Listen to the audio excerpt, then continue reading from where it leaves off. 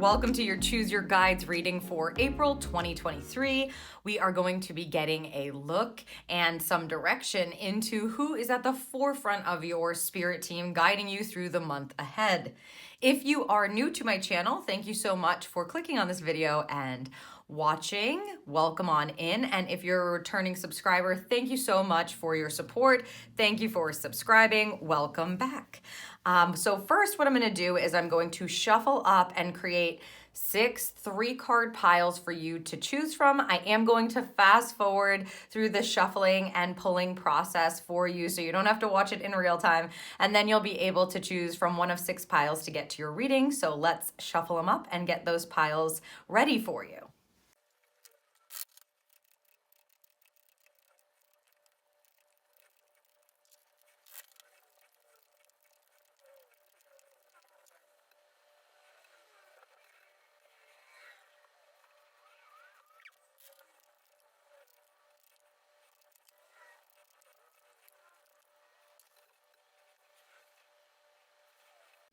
Okay, as you can see, I have all of the piles ready to go for you to choose from.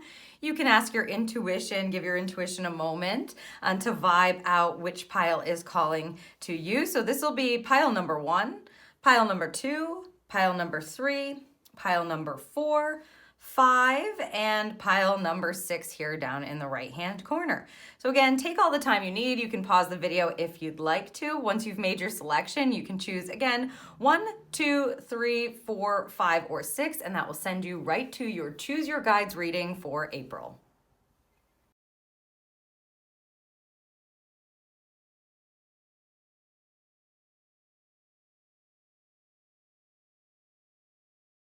Hello, Group 1, and welcome to your Choose Your Guides reading for April. We're going to take a look at who's at the forefront of your spirit team. If you're listening to this, then you've chosen the first 3-pack of cards here in the upper left-hand corner. So let's take a look at who is guiding you along this month. So for the angels among us, you've got Goddess Isis coming in here. It says resurrection, magic, fertility. She is most certainly a powerful goddess. They do want me to read just the blurb about the oracle from each of these guidebooks. So we will read about her. We'll just get an idea of what she has to say. And then as we move through the reading, we'll get more information about what she is specifically helping you with. A 32-5 is definitely change, so you're getting some powerhouse energy in with Goddess Isis. And this is a goddesses deck, so you're getting double goddesses here. Already we know that. The oracle says, stand in your power, go for what you want and make it happen. Sit on the throne of your life. I absolutely love this for you. Let's turn over your second card, and goddess, a targetess, mermagic, transformation, and taking those deep dives. She is considered the original mermaid. So we've got powerhouse energy, a nod to clearing energy, certainly with the ocean theme. There's always the element of water working very heavily here with the targetess. Let's read the oracle from her as well.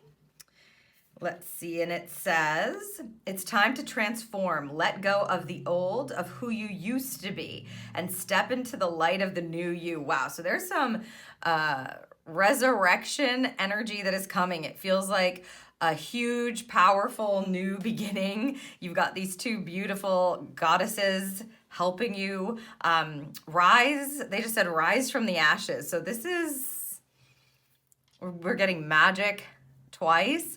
So we've got some powerhouse feminine energy at the front of your team.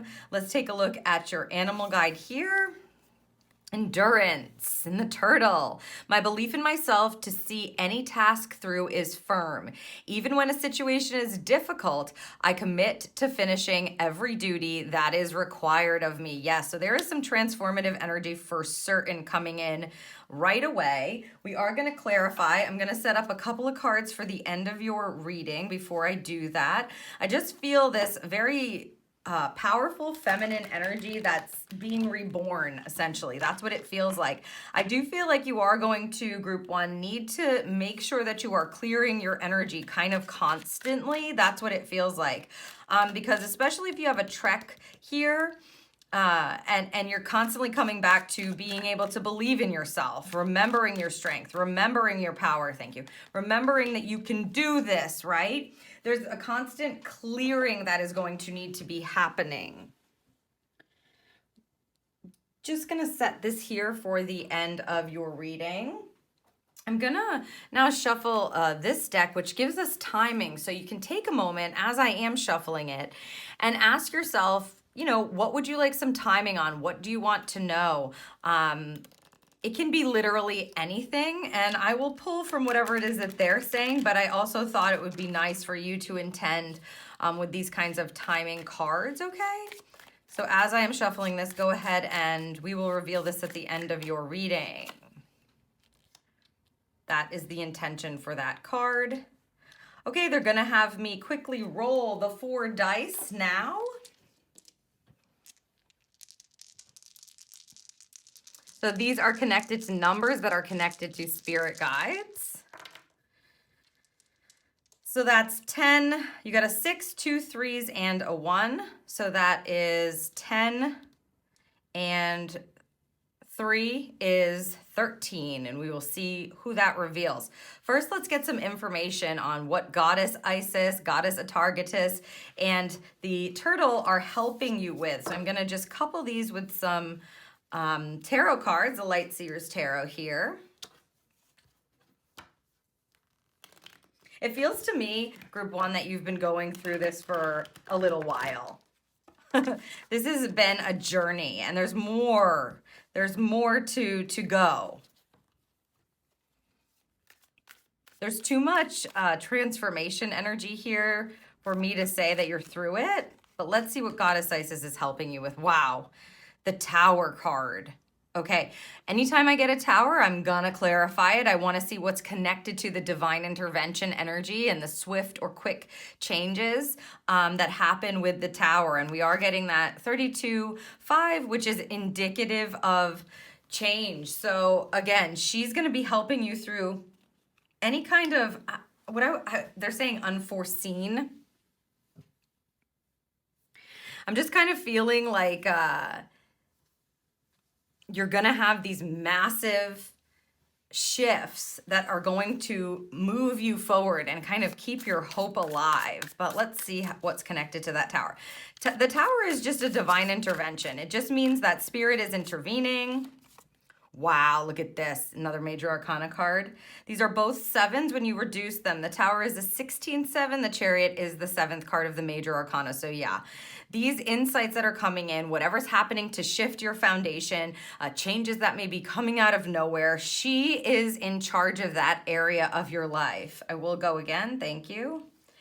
They're all happening to move you forward. When you get the chariot energy, the chariot also just reminds you that the movement forward is not just you on the physical plane moving things forward, having to do whatever it is you need to do, or enduring, slow and steady with the turtle kind of vibe. It can also be these sudden changes that happen, or the sudden epiphanies that come in on the back of a divine understanding or a new way to see something. And here we can see with the chariot coupling this that they're meant to move you forward. You might find that there's some magic coming into your life, things you were not expecting. It's an unexpected change. Usually it feels a bit uncomfortable, I will say, but it's nothing she can't handle. Pretty much probably why you have her at the forefront of your team, because of whatever, you can see whatever the changes are coming. You can see that lightning bolt just hitting that tree, right? And it's meant to spark it so it can resurrect itself in this case, or so it can regrow. But what comes out of it are these beautiful monarch butterflies. It's all about transformation for you, and Spirit is most certainly going to be helping you, leading the way, moving you forward. The Chariot, again, is not just by your own hand. It's driven, or it is guided by the hands of Spirit as well. So your team, by Isis in this case, I would say. 7 of Wands, this is a beautiful energy. And even the card, it's like staying peaceful as the changes are happening, as the movement is happening, knowing you have what it takes, not allowing yourself to be completely upset by something that comes in to shake you up or shake things up in your life. I do feel like there is going to be some shaking up. She almost looks like she's in one of those, snow globes, but she's not disturbed. It sort of looks like that. I know she's in a bubble, but it looks like a snow globe, or, one of those globes you can shake up. They're asking me to go one more here with this Tower energy, okay? This will depend on your experience, how it is that you pull for yourself back into your core and stay poised is what they're saying, poised, okay? And we also have the 4 of Cups. You see this here in the corner, that hand offering up that 4th cup. So the 4 of Cups is all about kind of not noticing. That's the goal. That's the goal of this card, to remind you to look around and notice what's being given to you. The 4 of Cups reminds us that sometimes when things seem mundane, or that they're continuing to just kind of happen in the same way, or we're bored with things, or we're wondering when it's going to be over, wondering when we're going to see the other side, because this is coming off of a Tower moment, I just feel like throughout the month, you may have these big epiphanies, or like I said, sudden changes that happen. And they're trying to remind you here that, number one, you have Isis guiding you. So kind of no worries there. Isis, she's nothing to mess with. She's an amazing, powerful Egyptian goddess.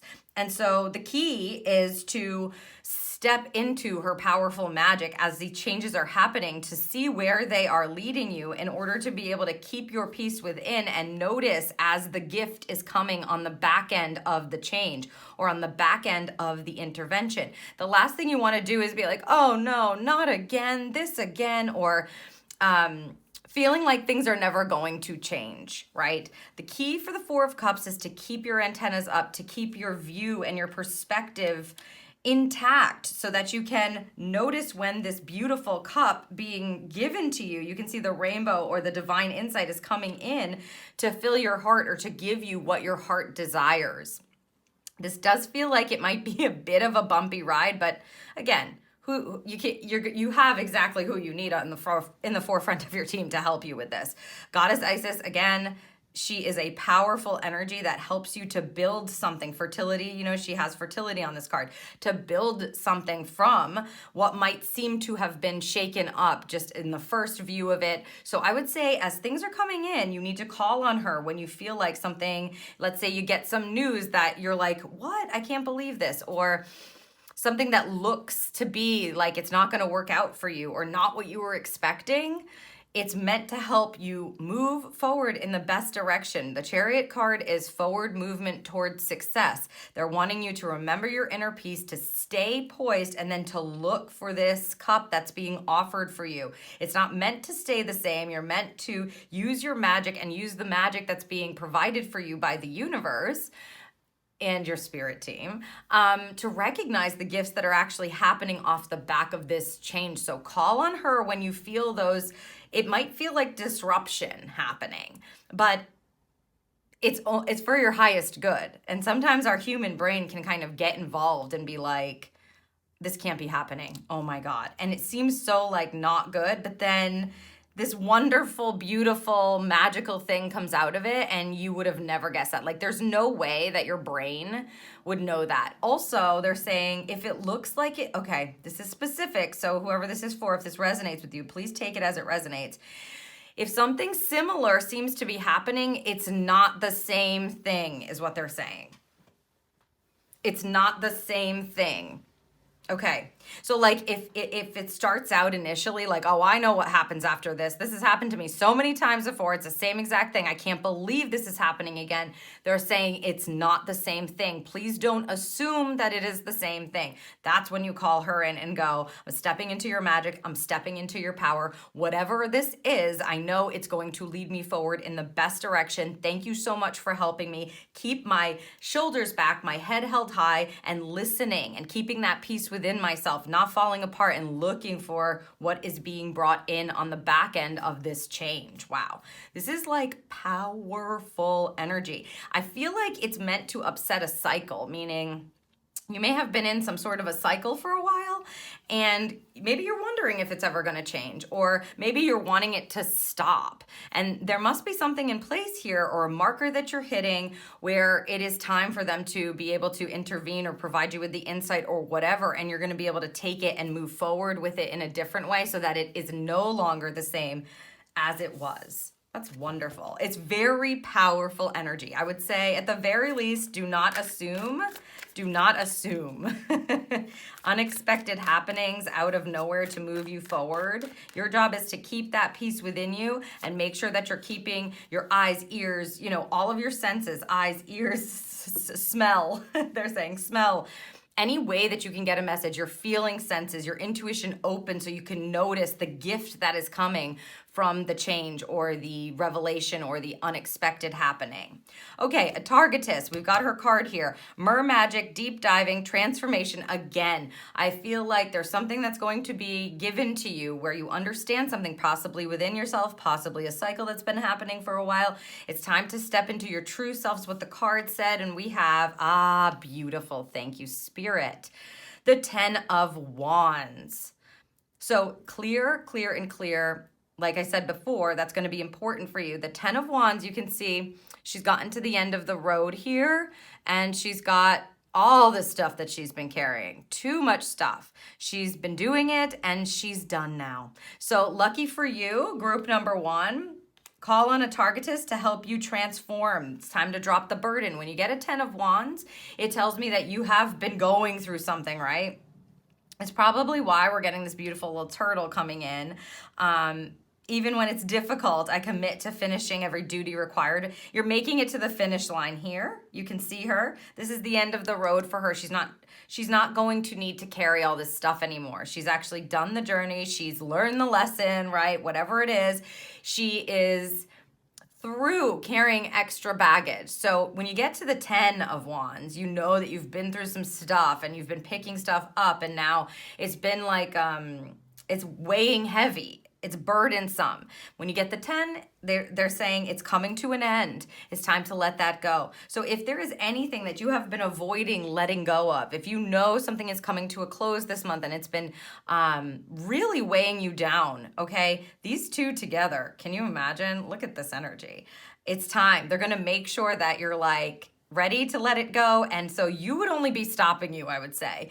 And a targetess in particular is going to help you really step into that transformation to understand, even if you feel like, no, I'm supposed to do this, I should do this, I'm obligated to do this, it's not right. You have to go do those deep dives, go within yourself to understand that it's actually not true anymore. That may be the revelation that's happening to move you forward, to create that peace within and provide you with a gift of resurrection. You're stepping into magic, right? And she's going to help you clear and dive and clear and dive in order to be able to remember who you truly are and the fact that like you're done this cycle. When you get that 10 of Wands, it's a beautiful marker of completion and the fact that you do not need to carry the burden anymore. Whatever burdens you are carrying, feel free to let them go this month. If you're having a hard time with that, like I said, they just keep bringing up this needing to clear, especially around water. Water will be very helpful with this kind of a goddess at the forefront of your team.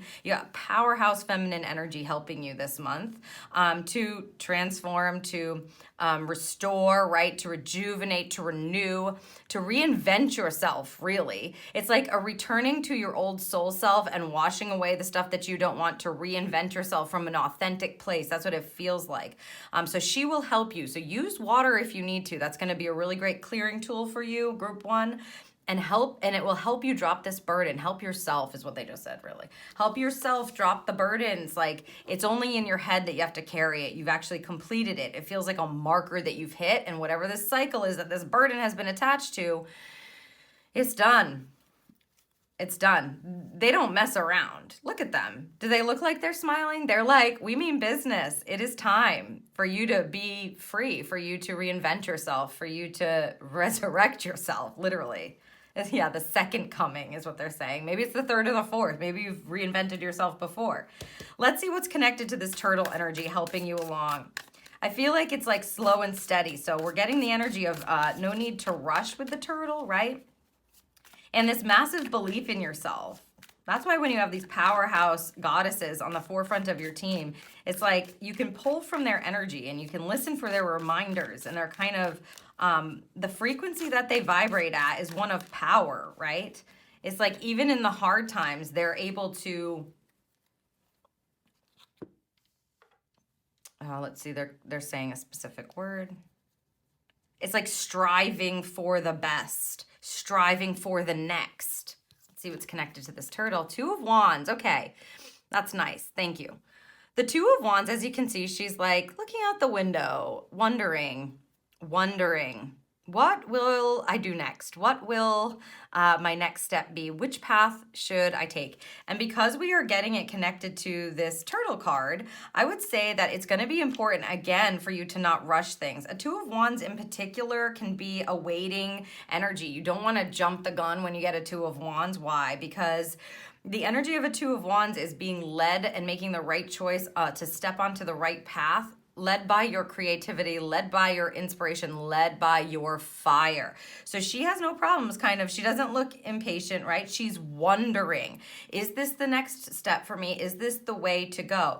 I suspect you're going to need a bit of, time this month to work with these beautiful goddesses and actually allow yourself to transition a bit, right? Like usually when we're leaving something behind or we're clearing something out, the new is happening, so you'll start to feel this decision needing to be made, or maybe you get a spark within you, you get an idea, and you're like, should I follow this? What they're saying is, right, finishing every duty that is required of me. I would not take that literally, group one. I would take it like you want to make sure that you feel concluded in an area. I mean, this could be like you're changing jobs, let's say, and it may not be the exact month that you're physically changing the job, but this may be the month that something happens where you say, yeah, I'm done.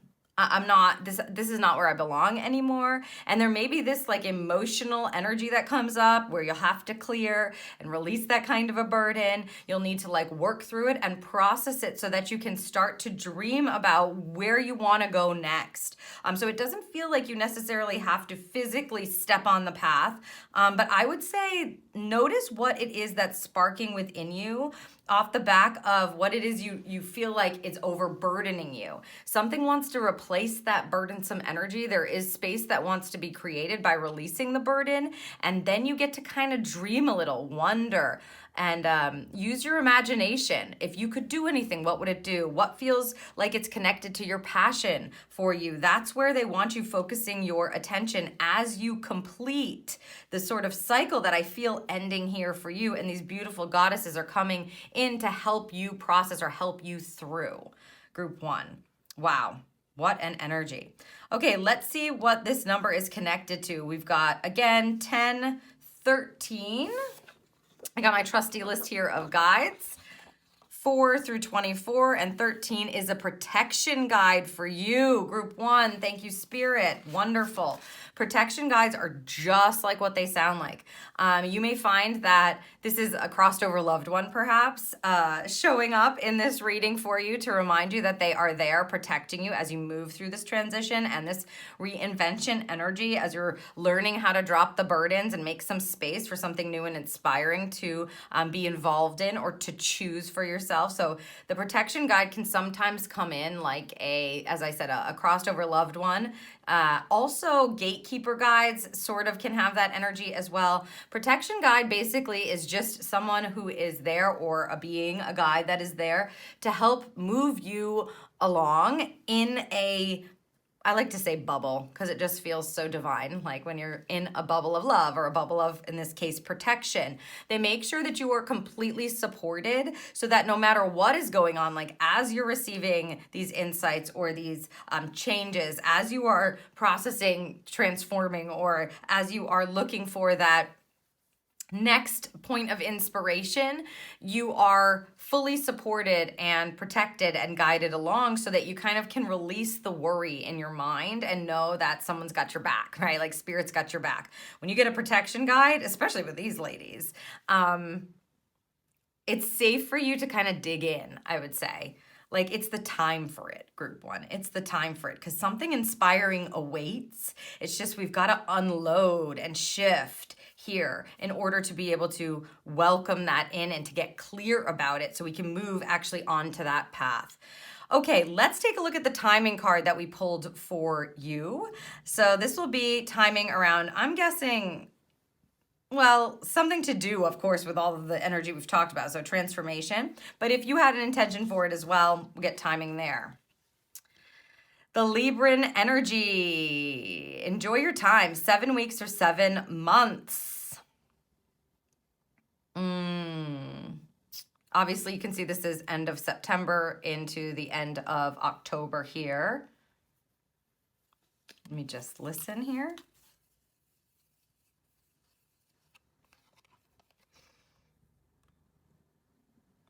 What they're talking about here is that you're going to feel settled in about with that 7 number. So settled into your let's say like new path, the clarity. So you may make decisions in 7 weeks time. You may make decisions now and start to kind of dive into them. And in 7 weeks time, you may find, or 7 months, depending on however that's vibing with you, you may find that you're more settled in that energy where you feel like you can trust it a bit better, where you feel like I made the right choice, where you feel like the burden is finally relieved, because everything is a process, especially if you've been in a cycle for a while. It just feels like around the 7-week mark that we're settled in. Not only have you made the decision, but you're feeling comfortable about it. You may feel like the remnants of whatever this is has kind of gone away. At the most, it'll be 7 months, but I'm feeling the 7 weeks. If you start leaning into this, I mean, if you restrict, right? If you don't allow yourself to lean into it, because you do have free will, you can choose. If you don't lean into it and you try to rush through it or something, you might kind of be set back, that kind of energy. For me, it feels like if we glide with this energy, which may be a bit difficult at times, it might not be that easy. I mean, transformation energy can be difficult, can be these deep dives and big realizations of returning to your magic and being able to restore, your faith in yourself and your confidence in yourself and your belief in yourself, and then start to explore new passions or new things that you want to be involved in that maybe you didn't allow yourself the opportunity to do before for one reason or another. If you lean into that energy, it feels like in 7 weeks' time, you're going to really start to feel settled in that energy. Okay, final message for you, group 1. We have, oh yes, trust your intuition with the amethyst. I would not at all hesitate to use this actual stone if you have it. Amethyst is a great connector for, your intuition, I would say the top 3 altogether, but definitely brow, crown, chakras, to open them up so that you can receive. Because when you're going to get divine intervention and you have this kind of a powerhouse of a goddess connected to that, you're going to be okay. You're going to be looking for the insight that's attached to it. Look for the piece of information, or look for the nugget of direction that they're trying to give you, because they're moving you, remember. They're trying to move you forward. And if you lean into that, you may also be a Libra, right? Because we're pulling the Libra card. Or this may concern a Libra energy, someone that that's a Libra, sun, moon, rising, that in your life that this kind of cycle is connected to. But getting that trust your intuition card is a nice reminder that you got to keep your channel open because they're going to be working with you. These, again, I'll say it one more time for you, group one. You have two goddesses happening for you, coming in with this powerful, transformative rebirth, rejuvenation, reinvention kind of energy. Usually that doesn't happen overnight. You might actually be coming to this reading and you're already in that energy, knowing something is changing and it needs to transform. The key is not to rush it. They're singing, what is this? They're singing a song. It's, this is a Mariah Carey song. Love Takes Time. That's what they're singing. So you may want to look that up. That is, yeah, that's the name. Okay, good. That's the name of the song. To heal. Love takes time to heal when you're hurting so much.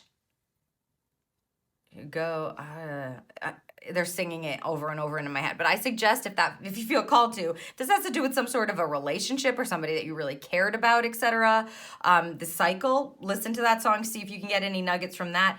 Keep your intuitive channel open. Talk to your guides. Remember, you are fully protected with that protection guide. And you've got some powerhouse women working, feminine energy, working on your team to help you every step along the way. Regain that belief in yourself and drop the burdens that you have been carrying. Some old cycles are really wanting to end for you. And then you get to kind of step into like, wondrous energy, that anticipating energy of you don't know what's next, but it's going to be good. And it's going to be connected to your true passion or your true nature or more of your authentic self. And these ladies right here are helping you to clear out the old in order to rebuild something beautiful in the future. So again, trust your intuition, call on your guides. Remember, you're protected. I hope you have a beautiful April.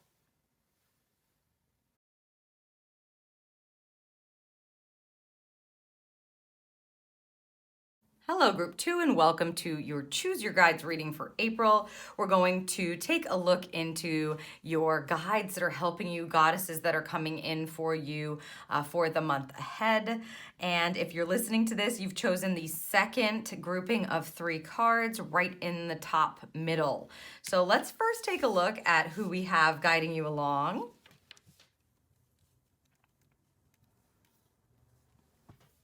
All right, first up, they are going to have me read a small bit from each of these descriptions. We have, beautiful, Archangel Jophiel. Love her energy. It says radiance, joy, and inspiration. Truly, truly. She brings in fire and beauty. It's like igniting. Let's see what, we have an Archangel, powerful energy happening. Let's see, what the oracle says in the description. Follow your joy. Whatever lights up your heart will light up the world around you. Yes, what makes you joyful, etc. Okay, Jophiel. We also have Meng Po. Karma, reincarnation, and memories. Yeah, she's holding food. It's making me want, I'm trying to smell. Obviously, I don't have any food around here, but it's just making me feel that way. You may have things jog. That's what I said. Jog your memory here. Memories, right? It may jog your memory. Foods. Let's see what this goddess has to say for the oracle. Then we will definitely get some more information. It says, remember who you are in the truth of your spirit. Leave your suffering behind you and focus on the present moment and the steps ahead. Beautiful. Joy and truth. Leave your suffering behind you. This is a month where you get to shine here. Love this so much. Okay, and your animal guide. Hold. The world is upside down and turning in upon itself. I gather quiet to me, like a gentle cloak of protection. I allow these moments to be filled with quiet reflection. I hold fast, staying calm, even when urgent decisions are required. Interesting. It's a pausing energy. Woo, we need clarification for sure. We're going to get into that. Let me set up the back of your reading. I'm going to roll these dice for a spirit guide from my spirit guides list. You're getting a 5, 2 3s, and a 1. We'll also pull some more cards here.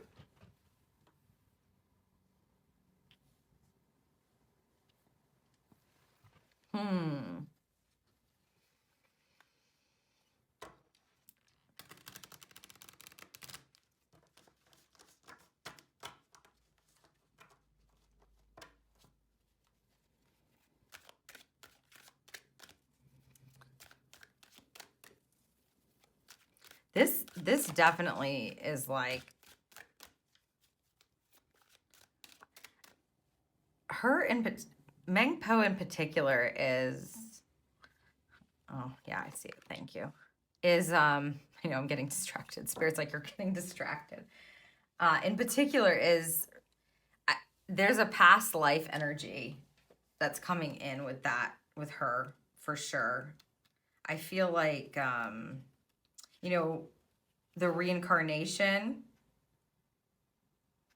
this is connected to releasing something from possibly another lifetime, or memories that something that's happening this lifetime that you can't seem to either figure out, or you don't know what it's attached to. And I feel like she's coming up for you at the forefront of your team for some reason in April to just help you realize that it's safe to let it go now. You must have served the purpose of it, or the karmic balance has been achieved, and that you're not gonna, it just doesn't feel like you're gonna carry it anymore. These two guides, especially an archangel coming in, high vibing energy like that, yeah, something is being relieved. Quiet reflection. Yeah, there's something that's coming in that makes you go within yourself to realize. Okay, this is a timing deck. So as I am shuffling it, you can feel free to set an intention for if you have a question on timing about something, and I will see what Spirit has to say when we flip it over at the end of your reading. So I'll just place that there. All right, let's get some more information for sure about what this might be about, because I feel like you're not only that, like, the slate is being wiped clean or the balance is happening, but that you're stepping into, like, onto a new platform or a level of joy where, you know, like when you have something bogging you down or kind of cluttering up your energy, or making your energy kind of murky, is usually what it looks like if I'm reading someone's energy like that.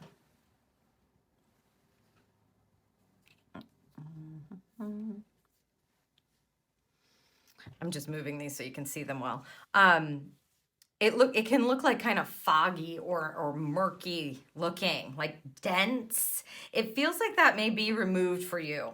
And Archangel Jophiel is definitely helping you with that. You may feel like you look better, you feel more vibrant, you're more inspired. Like, see, it's a beauty energy that Jophiel brings. She brings joy, and then everything seems beautiful. Everything seems like lit up from from the inside out. Let's see. Yes. Oh, look at it. Could we just please from the inside out? Ace of Cups. And will you look at that depiction? You can see she's holding her cup right in the center of her heart, and it is emanating outward. So most certainly, even the coloring is similar, right? So this is, Jophiel is helping you to remember who you truly are and to free your heart. That's what it feels like, freeing yourself, freeing your soul. This is a really cool energy group too. I'm not sure if you're aware of this, or if you felt like something was bogging you down that you just couldn't figure out, or if it's repeating itself somehow in this lifetime, but it's not all adding up. That can sometimes happen where we're like, I just don't know why this, that, or the other thing. And so my advice to you, especially when you have an archangel that you're being called to work with, or that you know is going to be at the forefront of your team, especially when it's Jophiel, joy, joy, joy, joy, joy, joy, inspiration. The practice will be around opening up your heart and letting it shine as brightly as possible. Also, the Ace of Cups is a card that talks about obviously new beginnings. It is an ace, but it's a self-care card. It's making sure that your heart is filled at all times before you try to go and pour your love into another, right? We want to make sure that your heart, your cup is filled, your cup is radiating with joy, love, happiness, appreciation, gratitude, abundance, etc. If you're having trouble with that, kind of allowing your heart to open, or look at it. It just feels so good. This energy feels so good. It also has this energy of relief to it. That's what I'm saying with this with Meng Po coming up, and the fact that we're like clearing the karma. I believe she like makes the soup or something to help people leave the suffering in the past. They like drink it. She meets them. They're asking me to read it. Okay, let's read it so you can understand. Mengpo, the Chinese goddess of forgetfulness, serves soup or the 5-flavored tea of forgetfulness to recently passed over souls. This brew wipes the memory of the soul so it does not take the suffering and painful memories of the last life with them into their next incarnation. The soup, however, does not wipe the soul's karma. The souls must still continue to reincarnate until all their karma is balanced. But this process becomes much easier if the souls are not weighed down by the pain and the suffering of the past.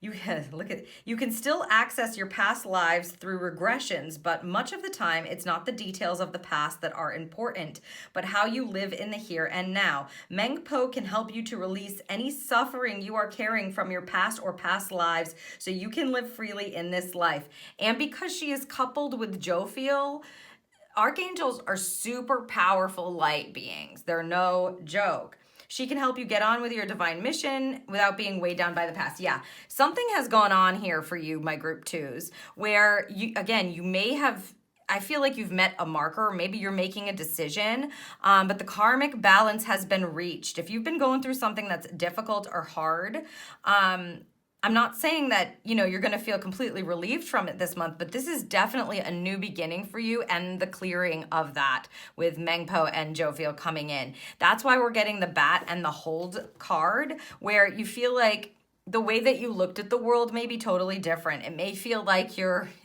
like the bat upside down, and you need to take some time within yourself to process what's happened here. But it's such good news. It is a new path for your heart. It's a new path to receive in a different way. It's a new path to be able to give love as well in a different way. On the back of this, it just feels like you're going to be more free. More love will consume your life, is how they're saying it. Wow. Oh, they want both this and this card for some reason. So let's see what they are here.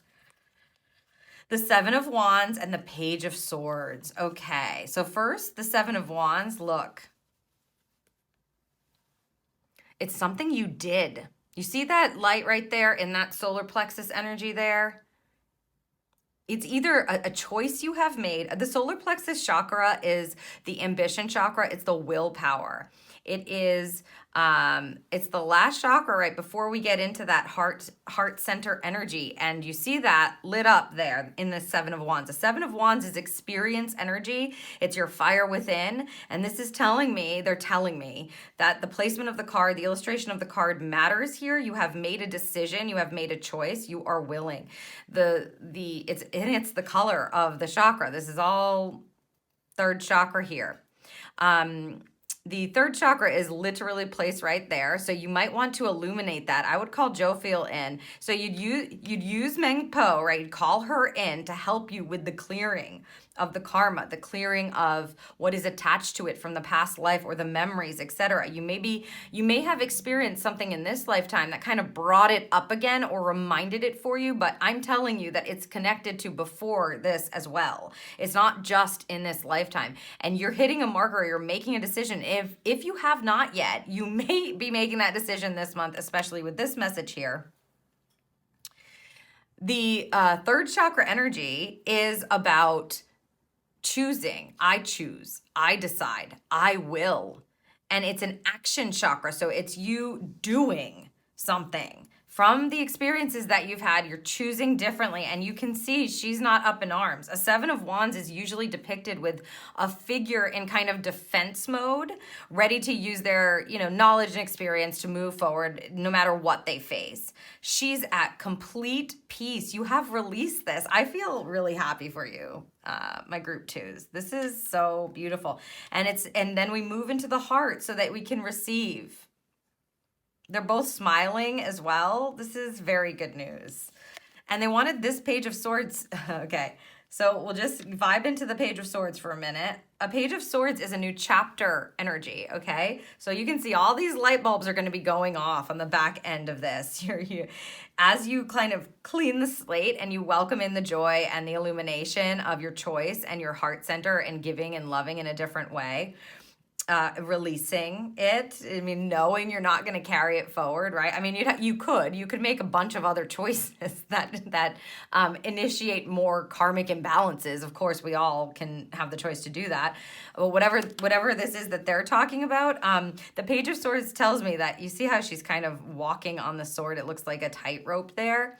She's looking into the book for insight, willing to learn, even though she might have to tiptoe forward. So even though this might be kind of uncharted territory, or you might feel like a little out of balance, please be open and willing to learn in this new chapter what it might be like to fill your heart in a different way, to step into joy, call in jovial, like all the time is what I would say. Mengpo is going to help you release, okay, and clear and feel settled in that. And she's going to be opening you up for this information that's going to come in. A Page of Swords is inquiring about more insight, more information, excited to learn what's next, excited for these light bulb moments, these aha moments, these new ideas. And jovial, of course, her energy is so amazing. So call her in to help fill you up.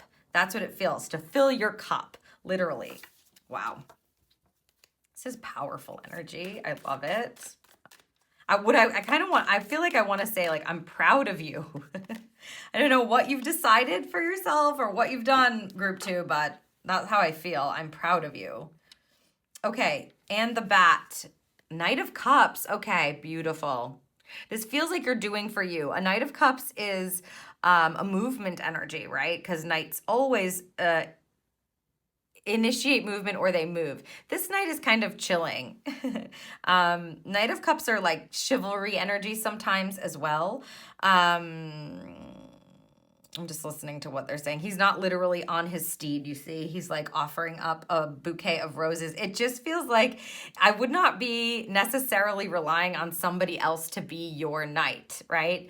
If maybe that will happen. You might have somebody coming in to kind of make you an offer or fill your heart because you've opened your heart, or you've relieved an old cycle, or you've balanced out the karma, and now your person kind of comes in. This hold card in this bat is asking for you to stay calm, right? To go within yourself, to check within yourself. So if you are getting some sort of an offer, I have to say it with the Knight of Cups, especially this Knight of Cups. Like, they're not all like this, right? The depiction of them, the illustration. This one in particular is clearly like on a date.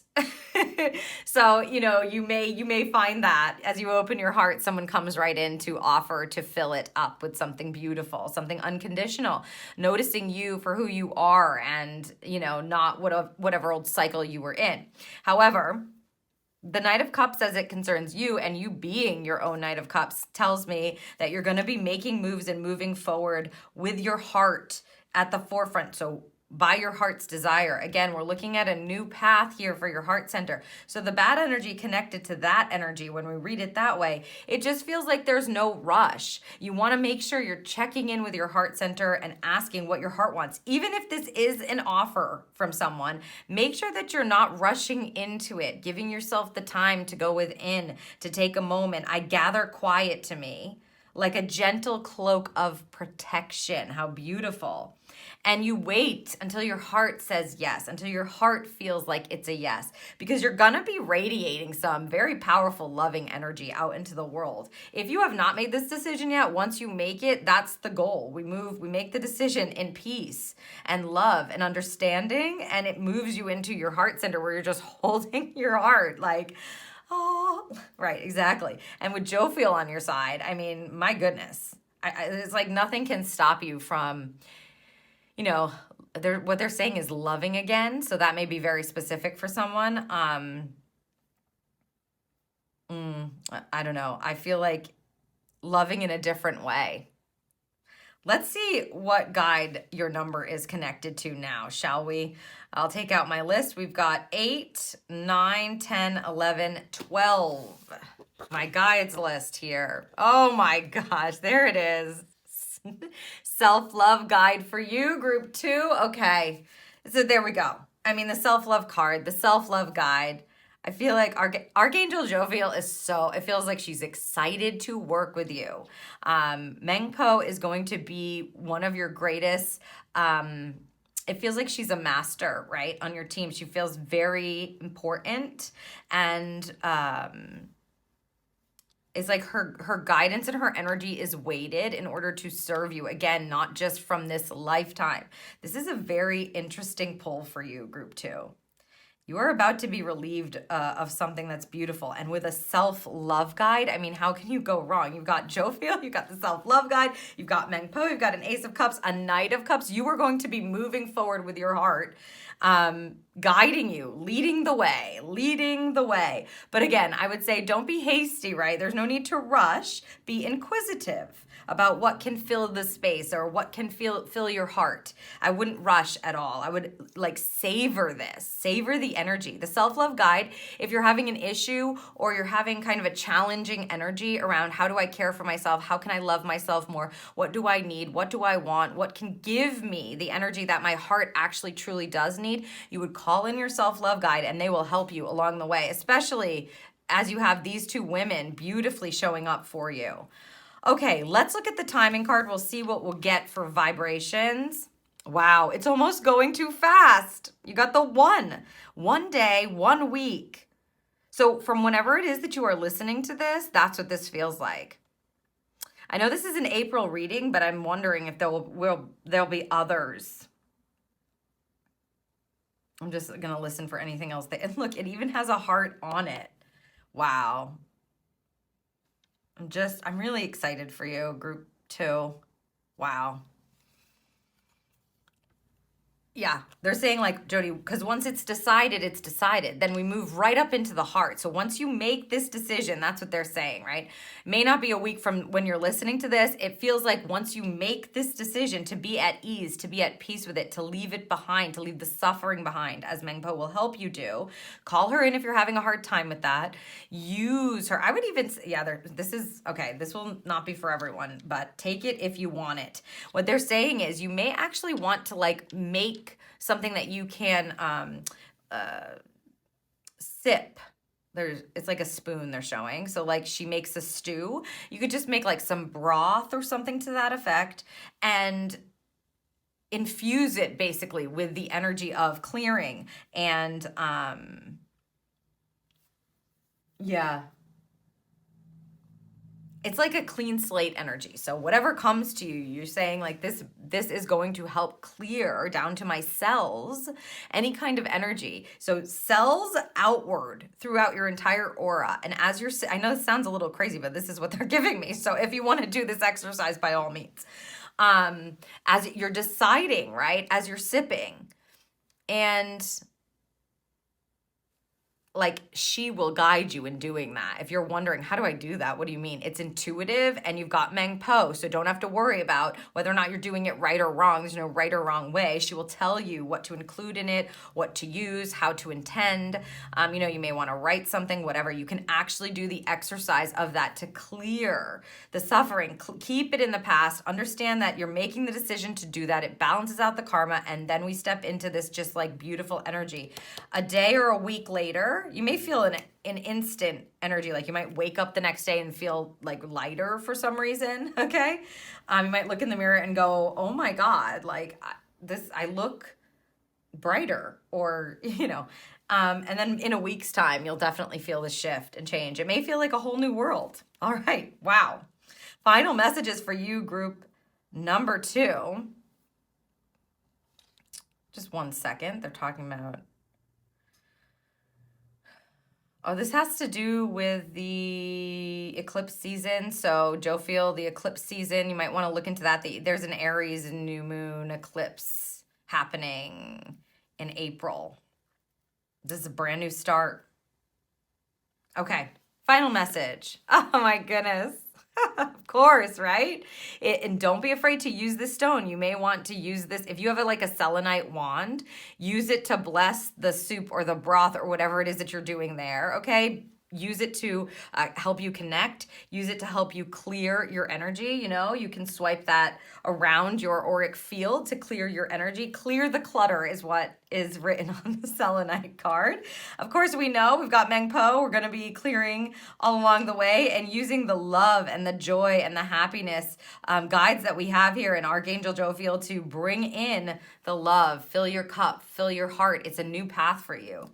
It almost feels like I want to say it's like a new life. That's what I feel I want to say. Of course, I know that's like not literal, but that's kind of what it feels like. We're clearing something that is big that you've been carrying around, and they just want you to be open to the new experiences, the new aha moments, the new insights, the new ideas that you're going to have moving forward from your heart center, allowing your heart to be cleared. And again, they're saying to love again. So I hope that this serves you, group 2. Wow. What a powerful reading. Remember, call on your guides. If you feel called to any of the, offerings or the exercises or practices that they have given today, by all means do that. No rush, right? Settling into your heart center in a different way as you leave the suffering behind and welcome in joy. I hope you have a transformative, beautiful, loving April.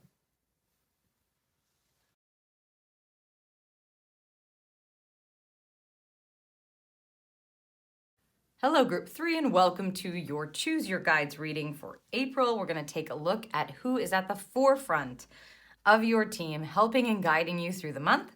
If you're listening to this, you've chosen the third combination of cards here in the top right-hand corner. So let's take a look first at who it is that you have under these cards, who you have chosen. We've got an archangel here. Card number 15, Archangel Christiel. Higher consciousness, light, Christ light, beautiful. They are asking me to just read the oracle's message from the books here.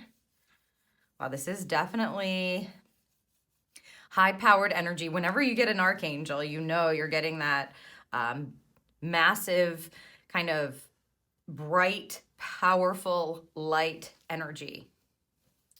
All right, we'll check out what this says. An archangel, love that. 15. And it says, you are light and love incarnate. Live your life from the highest path and perspective. She's considered the divine feminine of the Christ consciousness. We'll set her right there. There's definitely this kind of bigger understanding that she is connected to. I want to just see if I'm pronouncing her name right. See if they have a pronunciation in here. Not really. Christel. Could be just Crystal. Say it how you feel it. That's what Spirit just said. Say it how you feel it. So yes, this is connected to your divine light and leveling up. What a beautiful energy. Of course, we'll definitely get more information and see exactly what she's helping you with. Let's move on to your goddess card. Lady Nada, divine service, light work, higher heart. So yeah, look at this. You've got these two guides, well, archangel and a goddess, coming in to help you open up to the energy of light and the fact that you probably are a light worker. You're probably going to be channeling in for yourself, I would say, maybe for others, if that's kind of included in the work that you do. Because this is to do with like your divine service or your purpose energy. Again, they're wanting me to read the oracle's message. Okay, we have... Your light is needed in the world. Love, help, comfort, inspire, and support others in whatever way you feel called to. Your service is seen, and you will be rewarded in wonderful ways when you show up to do your divine work. Wow, yep. So this feels definitely like you are being called a group 3. Obviously, we're seeing that here, and you've got an archangel and a goddess coming in to help you. This is like higher perspective, higher understanding about what's going on in your life in this month. They're helping you to reach that next level. That's what it definitely feels like. We've got the word higher in both of this. We've got the word light in both of it. Light, Christ light. I mean, higher consciousness for sure, tapping in. It feels like you're going to be a bit of a channel here this month for yourself and possibly others. Let's see what we have under your animal card. Ooh, ambition. This is a ram. I have lofty goals and am not ashamed to voice them. Setting a hard goal and then reaching that pinnacle is important for my personal growth. So growth, leveling up. Ooh, I love this. This feels very heart-centered as well. Any kind of archangel, as I said, is a powerful energy. So you just want to keep that in mind as you're calling her in. All right, I'm going to roll these 4 dice and we'll set them aside for a numbered count to reveal a spirit guide that's on your team. You're getting a 6, 2 4s, and a 3. Again, I'm going to set these aside.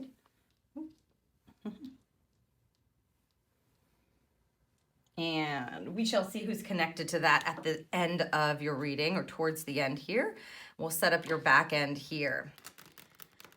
You may have already been feeling this call. That's what I'm feeling, is like there's something inside of you that's probably feeling like you're rising to your next level or you're being called to step more fully into your service or into your purpose, group 3.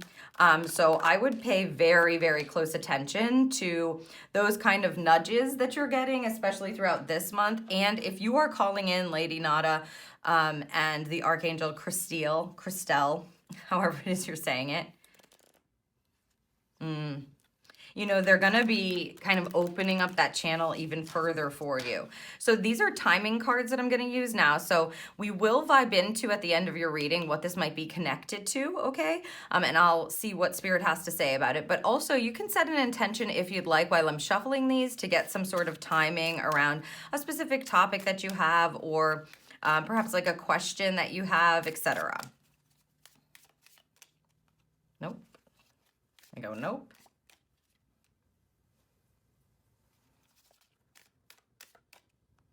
Nope. They're looking for a specific card. And that's it. They said, and that's it. All right, we'll just set that there. I'm going to take the tarot now. We'll get some more information about how Archangel Christiel, I know, it's like they're asked, they go, decide what you're going to call her. I'll call her Crystal, I guess. Really, it looks like Christiel if I'm reading it like phonetically.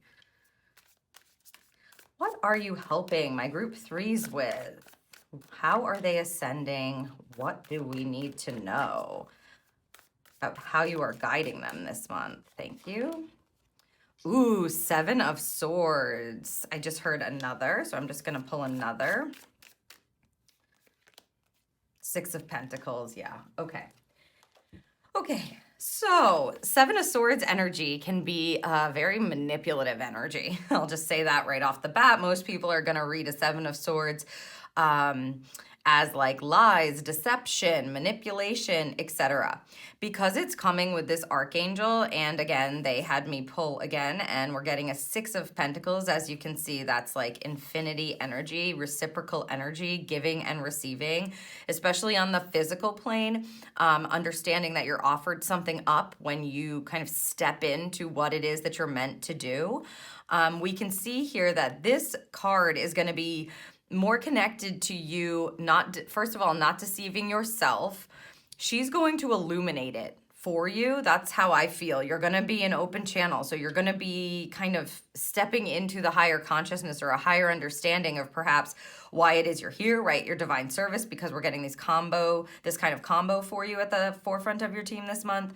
what you're meant to do. You may get insights on how to do it differently, or how it is your uniqueness and your talents are needing to be used or honed, right? Like honing your skills, stepping more further into your authentic light, letting it shine, not being afraid of what others might think, that kind of thing. The Seven of Swords, when you have it in like a high expression, it's really not about manipulating for the negative. It's about allowing yourself to step in to do it the way that you know is best for you, even if other people don't understand it, they don't get it, they don't vibe with it. This feels like you're being called up to understand a better way, is how they want me to say it, a better way. So if you have been, as I said, already feeling this call happening, these two ladies are coming in to help you rise to the occasion, is what they just said.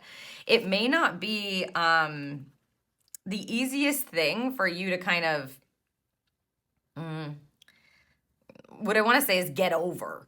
Like, you may be like, not me, not me, are you sure it's me? And it's like, yep, we're sure it's you. They want you to get into this kind of an exchange with the divine, is what I'm hearing. So talking to your team, talking to these ladies will help you to clarify where it is your services are needed. Purpose, they want me to talk about purpose. Okay. Purpose here on the physical plane is always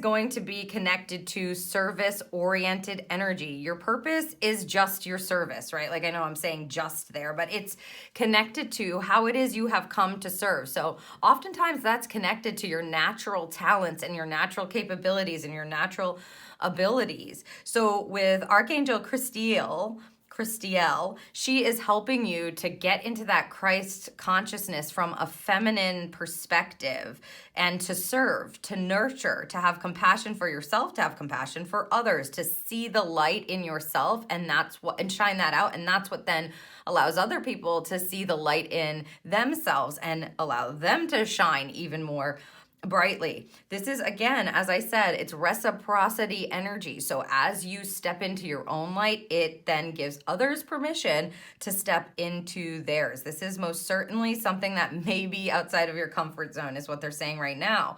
This may not be what you've always done. It feels like you're doing it differently, and it may be kind of like not necessarily a far-fetched idea that you have, but something within you that you maybe haven't allowed the world to see just yet, or you've been afraid to show or to step into. She is going to help make it very clear. That's all I'm getting when I listen for this card. It feels like clarity. It's like empowering your light and then finding the clarity. She's going to help you do that. Archangels, as I said, are very powerful light beings. So as you step into the light, she's all about light, Christ light, higher consciousness, higher understanding of what it is that you're doing here. You may have sort of some of the bigger picture lessons revealed to you, or the goals, right? The ambitions here, because we've got this ambition card. It's like they're telling you, they're going to be telling you and showing you what you're doing here this month. May not be everything, because we are constantly learning and growing, but for right now, where you're at on your journey, there's going to be some of this revealed to you. I'm going to check what Lady Nada is connected to as well here for you. Wow. The Seven of Wands, and look at that. This card has been coming up a lot in these readings. This is the energy of experience. In this case, because of the way this card is depicted, it obviously, you can see it feels very peaceful and it's action oriented, because we have the light, which we're talking about all light for this group, the light, the divine light streaming from the solar plexus chakra, which points to this energy, ambition, goals, taking action on them, being a willing participant in your life. I choose, I decide, I will. That's what that chakra is all about. That's what that energy center is all about. And as you can see, we're not doing it from a place of like anxiety, stress, nervousness. And because this is connected to Lady Nada, you can see she's going to kind of calm you into a peaceful state of understanding and using that connection to do the work that you came here to do, to step into your divine service. Higher heart, which I love, it's just like you're tapping into the eighth and up. The eighth chakra and up, which means you're just tapping into what your heart truly wants and how it can best serve others. In this case, you've got that Seven of Wands telling you you have what you need thus far. We're not looking for more experience here. You may have something come up in your head they're talking about right now, may have something limiting like energy or limiting belief come up in your head that tells you like, oh no, I have to learn way more. There's no way that I have enough experience to be able to do this. I don't have the knowledge to be able to do this. If you are meant to learn more, this is very important because oftentimes we can hold ourselves back. What is it called? It's like a perpetual student, which we are that, but sometimes we can hold ourselves back with that kind of a narrative. I'm really feeling here that you have all the experience you need at this point to be able to receive the messages that these two ladies are going to be bringing in for you if you allow. So it's tapping into your higher consciousness, tapping into your higher heart, which provides you with this beautiful, peaceful kind of energy set in saying, I have everything that I need right now. If you are meant to learn something more, your heart will lead you there. They will alert you. They'll tell you, you need to study this, or you need to dive into this, or you need some time. In service, sometimes when you're stepping into, thank you, yes, when you're stepping into like a new, for instance, offering, modality, a new service, a new practice that is calling you, you have to spend some time there in order to, it's like giving freely. That's what it feels like. You're kind of giving freely, knowing if I'm doing it the way that I feel I'm guided to do it, that I am being called to shine my light, that I'm being called to step into my higher purpose, it will most certainly be reciprocated in this way. It actually creates that divine reciprocating energy, the back and forth, the give and take. Yeah, the give and take, the give and receive. And so you don't have to worry so much about the give and receive. That will naturally happen as you're doing it in the way that you feel called to do it, instead of kind of playing small and not trusting your heart or your light or your intuition here. Again, Lady Nada is meant to come in and help you create this beautiful, peaceful energy within yourself. It's a knowing that she's going to help you sit in, literally. It almost looks like she's like in a protective bubble, right? And that is the case. You are protected so that when you go to make decisions, when you go to make choices, when you go to take action, you're doing that from not only a place of confidence and experience, but from your highest service, right? Your highest heart, as this says, but in service to the collective, in service to the collective. Yeah, they're going on and on about the energy of like, sometimes your brain will tell you it's not worth it if you're not serving this many people, right? But the truth is, if you're being called in service to the divine, which you most certainly are in this group, one is enough. One person, okay? Because it starts with one. Right? And so your brain kind of controlling you or stepping in, I would watch out for that, especially if it's trying to like manipulate you into thinking, I'm not worthy, I'm not valuable, I don't have enough experience because I only have one or two people that I am helping or that I am in service to at this point, or that I am, giving to. The key is to understand that you're just meant to step into your service, follow your heart, follow your light, understand the higher consciousness. I would say for this group, a practice, a connection practice is very important because you're going to be getting the channeling messages for yourself. It seems to be that you are a light worker and you are being called. If you have not kind of felt the call or heard the call yet, you may be hearing that coming in this month. I mean, you can totally block this, of course, if you want. I call it kind of like capping your crown. Spirit will do that for you sometimes because they just want you to have human moments. But if you cap your own crown, okay, you're not going to feel as connected. You're not going to feel like the channel. You want to say things like, I am a light worker. I am a divine channel. I am of the light. I tap into my higher consciousness. I am an open channel to receive the messages for my divine service, right?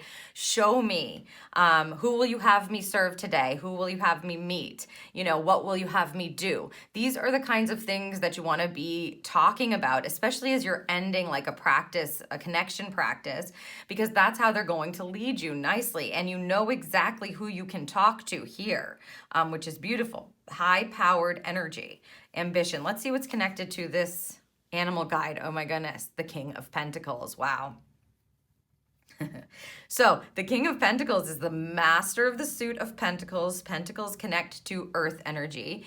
He sits, I would say, they want me to say lovingly, which is nice. He sits lovingly grounded in his space, in his home, having everything that he needs. He is not worried about whether or not he's going to have enough. Okay, so if the goals that you have, I have lofty goals and I'm not ashamed to voice them. Setting a hard goal and then reaching that pinnacle is important for my personal growth.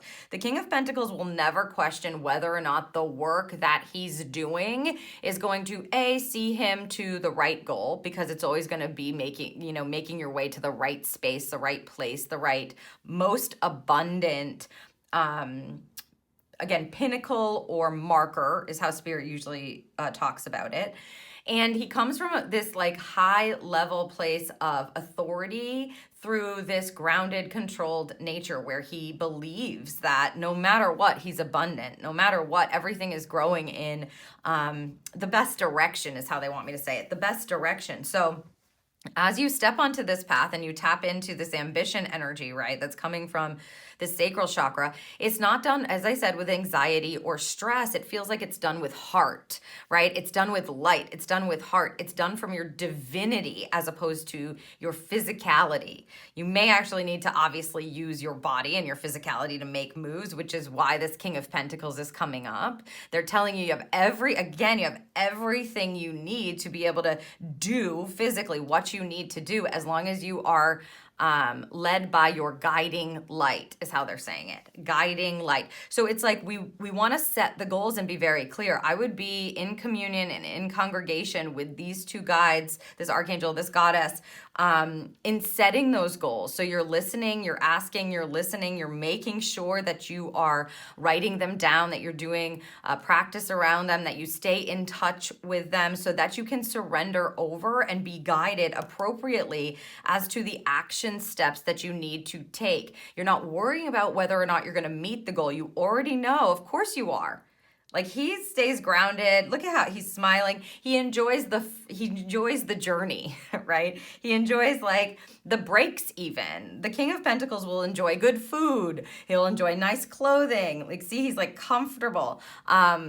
Oftentimes he's pictured with some sort of like a loyalty animal that comes in. So as you are kind of pushing for that goal, I feel there's a need to surrender to the path, to the journey. Take the step that you're being guided to take, and do it from your heart, from a peaceful place, knowing that your service is needed. Your light is clearly needed, Group 3, in the world right now. It is important for you to step into this, or at the very least this month, talk to these beautiful guides, Archangel Goddess guides, to acknowledge it for yourself, Okay, I just want to see what this is connected to. So we've got a 10 and 7 is 17.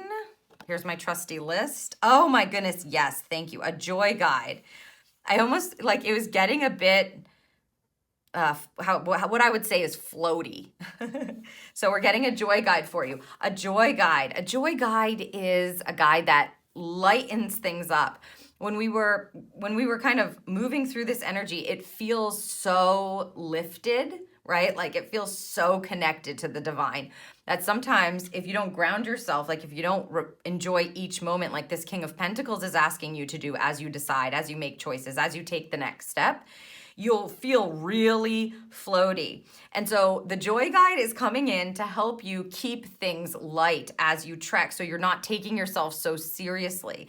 The best way to kind of connect with the divine on a regular basis is not from a place of like heavy, right? Because spirit is simple. Spirit is light. When you understand and you know something, it's not ever gonna feel heavy. Even if it's a hard understanding or a hard truth, it's gonna sit in the pocket of your intuition and feel like it's grounding you in your body, and it's connecting you to your divinity and your service at the same time.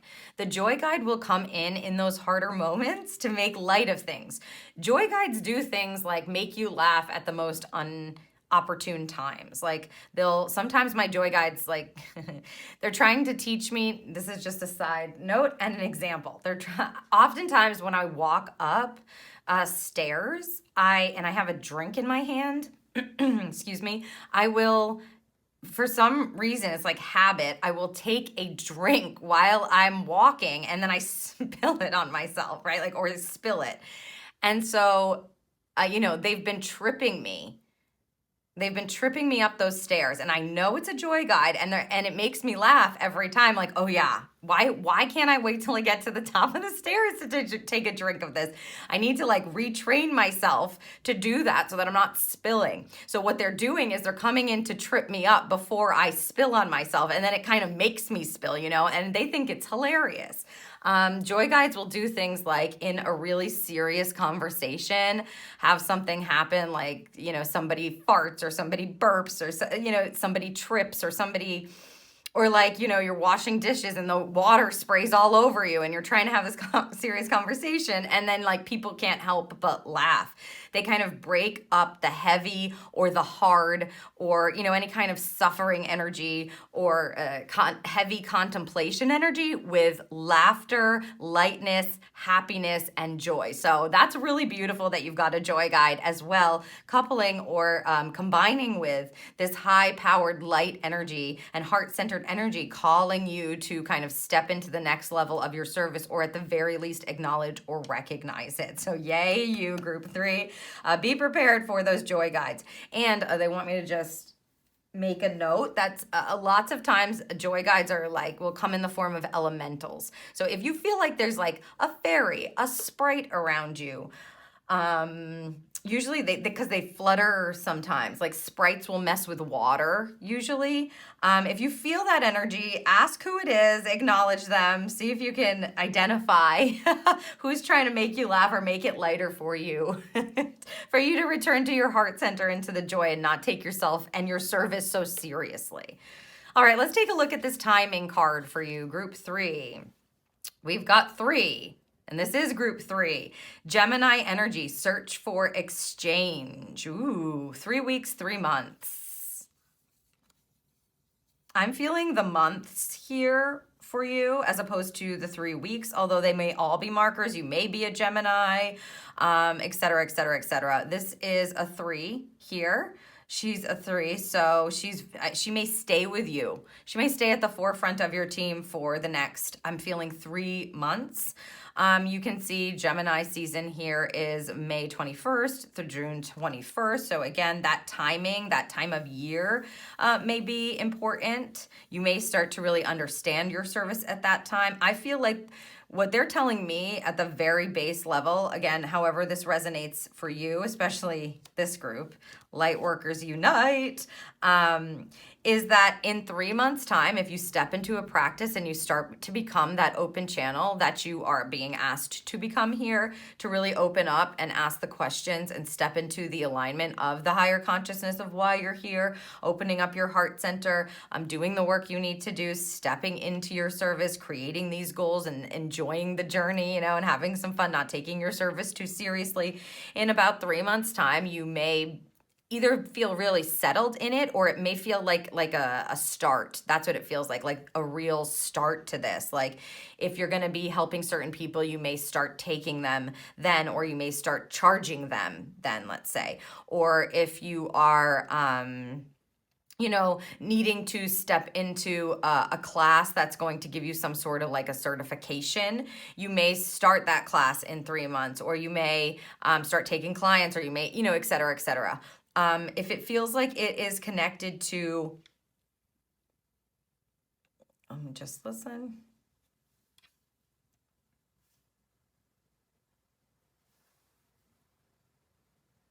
Okay.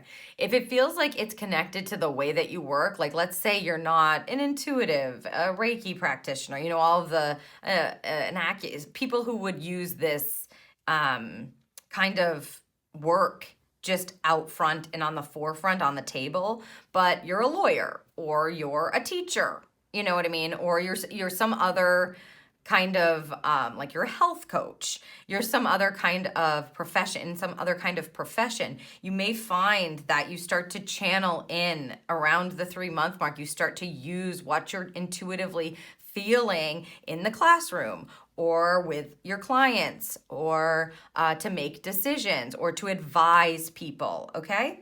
Love that. Wow. This is beautiful. I love when I see the light workers, being kind of magically tapped on and tapped on the crown, and they're saying like, okay, time to level up, time to like open up here, time to channel, time to work on it. I love it. Okay, and final message for you, group 3. The fluorite. So feel free to actually use this stone if you feel called to.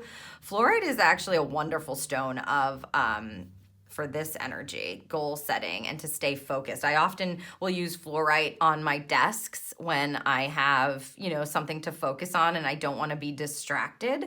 Find peace within is what they have here.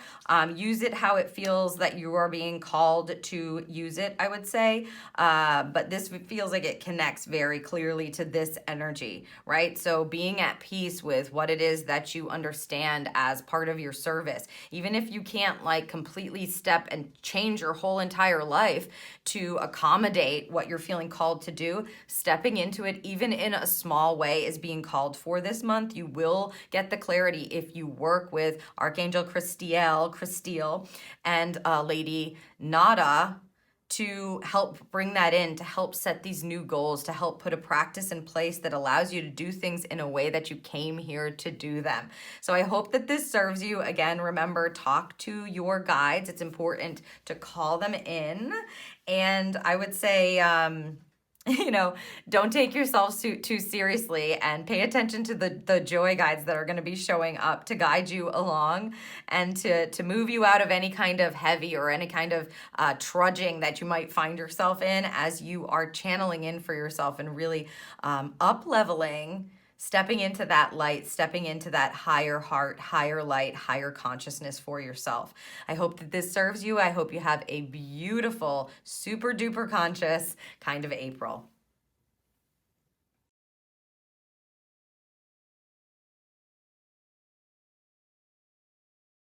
Hello, group 4, and welcome to your Choose Your Guides reading for April. We're going to get a look into who is guiding you and at the forefront of your team this month. So let's check out the cards you've chosen. If you're listening to this, then of course you've chosen the 4th grouping of cards in the bottom left-hand corner. So first we have Saint Dymphna, mental health, well-being, and support, and of course a bit of luck energy that we'll have coming in from her. Beautiful guide. We will take a look at the Oracle's message from each of these decks. They've asked me to do that for you, so I'm going to start there. Saint Dymphna.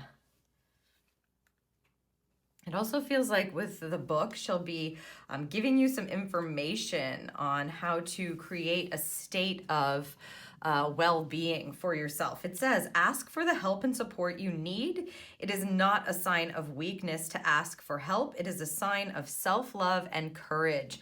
And I do believe you are going to be receiving the answers that you're looking for this month, especially if you have been struggling with your mental health or feeling supported in that area. Saint Dymphna is here to point you in the right direction. So you'd want to speak with her, of course, and ask her, but we will get more information.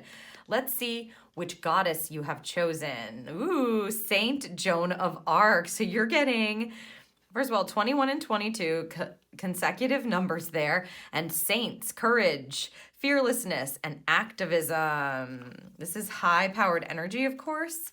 And again, as I said, 2 saints on your team. Love this combination. Let's read the message from Saint Joan of Arc. 22, let's see. And it says, this is your pep talk from the divine. You have got this. So keep going and stay strong. Don't give up just before things turn in your favor.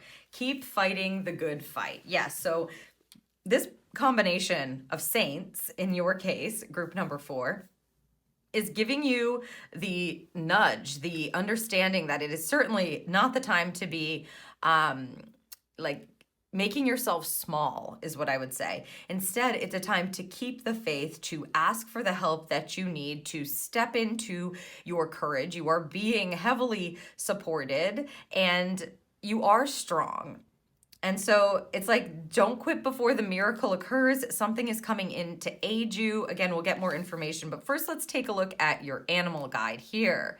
Ooh, change with the fox. Fluid situations do not scare me. Uncertainty does not faze me. It is only an opportunity for a new direction, and a new direction seems to be the case, of course. This is where you're going to be literally directed. Okay, we'll roll these dice quickly here just to get a number that we'll use to indicate a spirit guide toward the end of your reading. And we have 6, 4, 3, and 2.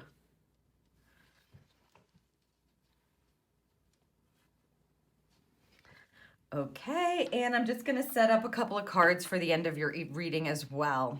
It really does feel that you are fully supported here by Spirit and these saints. They're coming in to make sure that you understand that your well-being is at the forefront of their messaging, of their guidance, the forefront of what is best for you this month. So we're not ignoring signs that are pointing us in the right direction, I would say, even though it may be difficult, uncomfortable, maybe a bit hard, challenging. You will be guided in the right direction. Thank you. I see this. For your well-being to improve, right? For your health, for instance, to improve.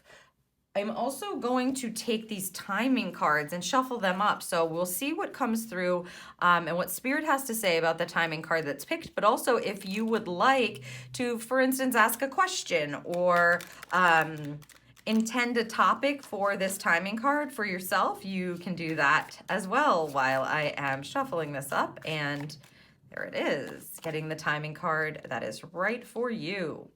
All right. So let's get some more information about Saint Dymphna and how she's coming in to help you improve your mental health and support you this month. Again, I do feel like there's serendipity kind of energy connected to her. So you may find that the messages or the help comes in the most unexpected places, or things just seem to line up in a way that they weren't lining up before. Like maybe you were trying and trying and trying to get the help you need, or to get the right solution, or to find the right balance, right, or the right kind of ingredients, and it just wasn't working. And this month, it seems like Saint Dymphna is coming in to make sure that that runs a bit more smoothly for you. Yes, look at this, another sign of a change or a new beginning. In this case, Ace of Wands, and you can see that flame is just right in the center of her forehead, kind of guiding her forward. So this indicates a new idea, a new spark, a new understanding, a new passion, something new that connects to your fire within. So there is going to be news, I feel. I feel like you're going to tap into her, and if you ask for her help, she's going to provide you with the information that you need that's going to light this new fire for you. A new path is beginning, a new way to perhaps look at your mental health, or how it is that you think about things, or how it is that you are handling, what kind of changes need to be made. Again, because we're getting this fox energy, it's resourcefulness. When you get a fox energy, it can be like a sly energy, like sly like a fox or sly as a fox, but really foxes are resourceful. And so you can see that the fluidity of the situation is kind of coming in to happen here for you, that there is a change that's happening, and the fox is guiding you to flow with that change, to understand it's okay if you don't know everything yet. You're going to be getting some clarity for sure. As you call upon Saint Dymphna this month and asking her, show me. Show me where I'm meant to be led. Give me the resource that I need. Show me where the best help is provided. She may, require you, I would say, to act upon that, to flow with it. So if she gives you an indication of, let's just say, picking up a book, looking something up, making a phone call, hopping on some sort of an appointment, or listening to something, etc., I would suggest that you follow her lead, follow where she's leading you. She's giving you that spark. You're meant to do what it is you need to do on the physical plane to start growing that spark, or to hop on that path, right? So you're listening. You can see even in the depiction of this Ace of Wands, her eyes are closed. She is intuiting. She's listening. She's connecting and getting exactly what it is that she needs in this case, or he, I would say, needs in this case, to be able to move forward in the best possible direction. So you're going to get the spark here of something new that's going to help you feel not only supported, but like things are starting to turn in your direction or getting better. Joan of Arc, oh my goodness. So, okay, another ace. We're getting the Ace of Cups for you here. Group number 4, wow. So yeah, something new is happening. There is definitely a change. I mean, undeniable now. The Ace of Cups, as you can see, is a new way to love yourself, a new way to care for yourself, a new path that is more suited for your heart's desire. It's going to move you forward in the direction of, obviously, not only your passion or that spark, but also it's going to fill your heart. As you can see, she's holding this cup, which represents our emotions and our heart center, right in the center of her body, right in front of her heart, and it is just spilling out with light. Wow. So you can see you're calling on the Saint Joan of Arc here to help you find the courage within yourself to understand and make moves that are best for you. They're going to feel good. She wants you to be fearless in following your heart and giving yourself what it is that you need. So as you are asking for help, as you are asking for solutions and answers, this would be anything that has been plaguing you, is what Spirit is saying. So anything that's been really bothering you, has been messing with you, has been stressing you out, has perhaps created some disturbance is the word they're using. Disturbance in your life. That's what these saints are coming to the forefront of your team to help you with. They want a new start, a fresh new beginning. You can see that very clearly. Obviously, we're getting 2 aces. Aces are all about newness, new paths, discovery, new beginnings, and the ability to not have to know what the whole path looks like, but being a willing participant in your life and on your journey to take that first step, right? That's why you're getting this energy in connection with this. And the aces. Uncertainty does not faze me. It's only an opportunity for a new direction, and I would say most certainly yes. So there is something new beginning. You have every reason to keep your hope alive, keep the faith. You just need to be an open channel for these saints to come in to provide you with the understanding, the spark, the idea, and the courage and the strength to be able to give to yourself differently, accept, receive, etc. Let's see what's connected to this Fox card for you. They're making it very clear that now is the time to ask and receive the help that you need, the information that you need. Sometimes the help comes in the form of a piece of information that you just didn't have before, right? And that allows you to make the move or to say yes.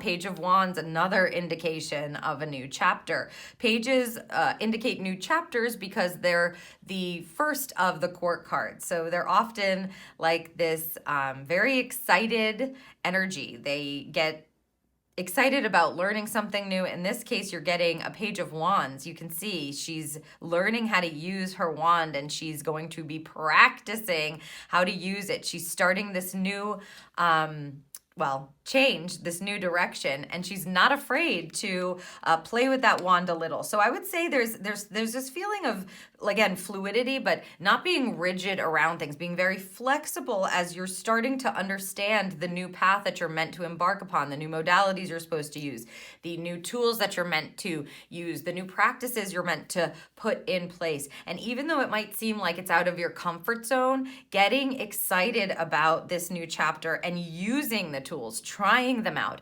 not needing to know exactly how it is going to turn out or whether or not this is going to be the best and your favorite tool to use or the thing that makes all the difference. What you want to do is be open to the new ideas that are coming in, right? Because they're definitely going to be coming. And then stepping into your strength and having the courage to try them is what I would say with this page. You can see like she's throwing up her wand. She may drop it 10 times before she catches it. She's practicing. She's willing to step into that, what's inspiring her, that passion to create something different for herself. And she's excited about it. Pages get excited. They often are like inquisitive energy. So it doesn't always feel so, I would say, stable, which goes right along with the change energy. Change is happening all the time.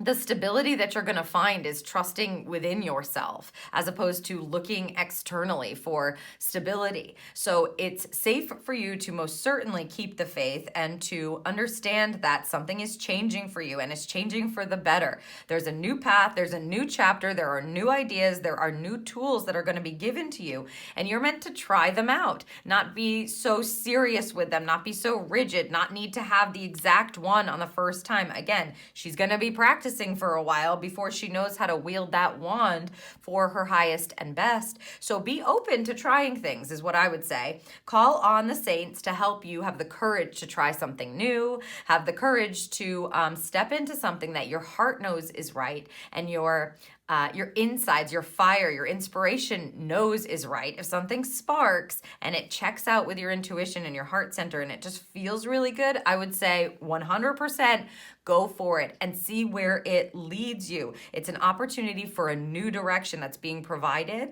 and these two saints are going to help you along the way. Let's check out who's connected to this dice roll for you. I will get my list of guides out here. We've got 10 and 15. Oh, good. A cheerleader guide for you. Group number 4, cheerleader guide. So a cheerleader guide is exactly what it sounds like. You've got encouragement happening on your spirit team, and that's beautiful. It feels like you're being encouraged all around. A change is happening. You're going to be resourceful with what's coming up, right? And be open to practicing and exploring. And that cheerleader guide is going to remind you that you're worth it and that you are amazing. Cheerleader guides are basically the cheering section of your spirit team. They come in to encourage you along, to remind you of how amazing you are. They always see the best in you, so that's what they're always going to be kind of vibing on. When you hear them, they come in and they're just so spirited and they want you to never give up, right? Never give up. So don't quit before the miracle occurs. Again, you're stepping into your light here. You're stepping into a new beginning. And so if you hear those cheerleader guides on your team, or if you feel them around you encouraging, vibe with their energy and use them to move yourself forward, to get you out of that comfort zone, to take that step that's needed, even if your mind is not so certain about what's going to become of it. Your cheerleader guides will push you over that line and say, hey, it's worth a shot. Why not? You're worth it. You're amazing. You're doing so well. Let's get you out of this. I mean, clearly there's something brand new beginning. There's a big change that's going to happen here, or you will be guided by these saints and then your cheerleader guides to back them up. What a beautiful combination of guides on your team here, leading you forward into this brand new beginning, I would say, a brand new beginning. All right, let's take a look at your timing card and see what we have here. Ooh, the Gemini energy coming up for you. Search for exchange, 3 weeks, 3 months. I would say both of these are being,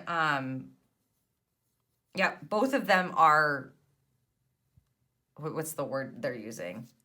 Apparent is kind of what they're saying. So I would say in 3 weeks, if you start when you're hearing this, right, 3 weeks from now, you're going to probably have a few of the tools you need, or you're going to be led in some sort of direction. You may have the new idea happening. You may be kind of, new, starting kind of new on the path, and you're you're just beginning. So you may be a little bit nervous. Maybe you're kind of, they're saying sea legs. You're trying to get your sea legs, I guess, is what Spirit's saying. But by the 3-month marker, you're going to be sitting pretty. You may have already felt like you moved through the bulk of the change and you feel much more grounded in it, meaning you've tried things or you've figured out what's right for you and you're just feeling so much better. It's like a new path, right? So you're going to be embarking upon that. So in the next 3 weeks, I would say be an open channel, get real connected to your saints here and your cheerleader guides. Listen for them, acknowledge the changes happening, and there's just a new chapter, a new start, a new beginning, a new path that is available for you. And if you do that over the next 3 weeks, just stay open to noticing what they're giving you to use, and that's what's going to lead you forward, right? This is what's going to help you discover, is what they're saying. So be willing to explore. And by the 3-month mark, you may have the perfect combination of tools, practices. You may have decided that there's a new practitioner that you want to go to, or there's a new regiment that's working just right for you, and that's what's going to carry you forward. You will be feeling much better, I feel, by the 3-month mark. You also may be a Gemini, know a Gemini. Maybe you're supposed to tap into a Gemini energy, and you can see here the Gemini indication is the May 21st through June 21st, so those dates may matter. Okay, let's take a look at your final message. Ooh, yes, labradorite. Of course, always feel free to use these stones if you feel called to, because they're very helpful. Labradorite, see the magic. I mean, with cheerleader guides on your team, I'm not really sure how you could miss it. You have to really tune those guides out to not feel their presence or hear them. So they're going to be showing you the magic in the situation, or the magic of the new spark, or the new path, or the new chapter, or how exciting it could be, etc.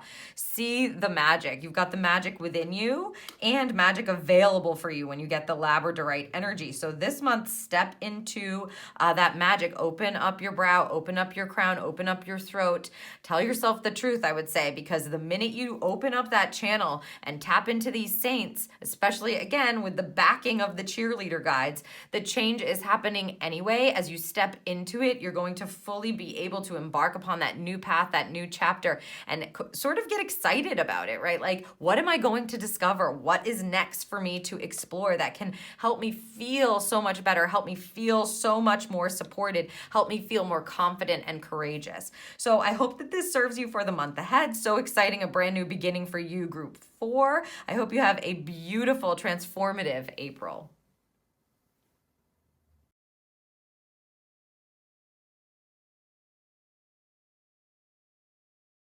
Hello, Group 5, and welcome to your Choose Your Guides reading for April. We are going to be getting some information about who's at the forefront of your team, guiding you along and directing you for the month. If you're listening to this, then you have chosen the middle pile in the bottom row, Group 5. And so let's take a look at who you've chosen here to guide you. We have Jesus. Wow. Card number 17, Jesus, forgiveness, compassion, and the spiritual teacher. So Jesus is, of course, always connected to your heart center. So this is about opening up your heart and love leading the way. They have asked me to just read the oracle from each of these guidebooks for you. So we'll go ahead and do that. It says, lead with love, listen with love, and show compassion and kindness in all you do. So yes, again, of course, Jesus, always about love. He is a master teacher, so this is definitely high level guidance coming in for you for the month. Let's see who you chose for your goddess here. Ooh, Pachamama. This is a master number. As you can see, you got the masters showing up at the forefront of your team. Again, high level guidance here. Nature, responsibility, ahimsa. Ahimsa. This is a Buddhist word that talks about not being violent and being one with every living being, etc. She is also most definitely Mother Earth energy. So this is like the mother, right? That's what you would think of her as, the mother, Pachamama. Just move these over a bit. All right, let's read the oracle and what Pachamama's oracle says. I can't believe you got that 33. Wow, you're dealing with Master Teachers Group 5 here this month. They're coming in. It says, I can get to it. Heal the world, tread lightly on the earth, take responsibility for what you put out and for your own actions. You will be provided for, so provide for the earth in return. So we could definitely take this literally, right? We could take that energy literally. We are going to get some more information, of course. We could take it literally, but I'm feeling that these two connected. There's this beautiful energy of responsibility and then just coming back to your own heart center and being able to act from this place of love no matter what. So there may be some healing involved. Again, she has here responsibility, accepting responsibility, shifting the way that you react or respond to things. Let's see what you have for an animal guide. Ooh, so this is like a deer or an elk energy. Wow. Under light or through darkness, I am prepared. I am able. This is the shadow card. So yeah, there's something that's being healed, it seems, here. When you get the shadow energy,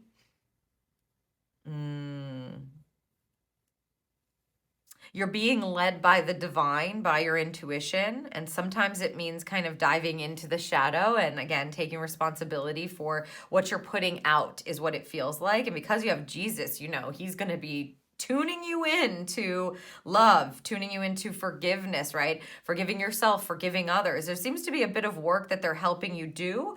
I am going to get more information, of course, but first I'm going to roll these 4 dice to get us a number for the end of your reading, where we'll see which spirit guide kind of connects to this number that we're rolling here for you. You've got a 5, a 3, and 2 2s.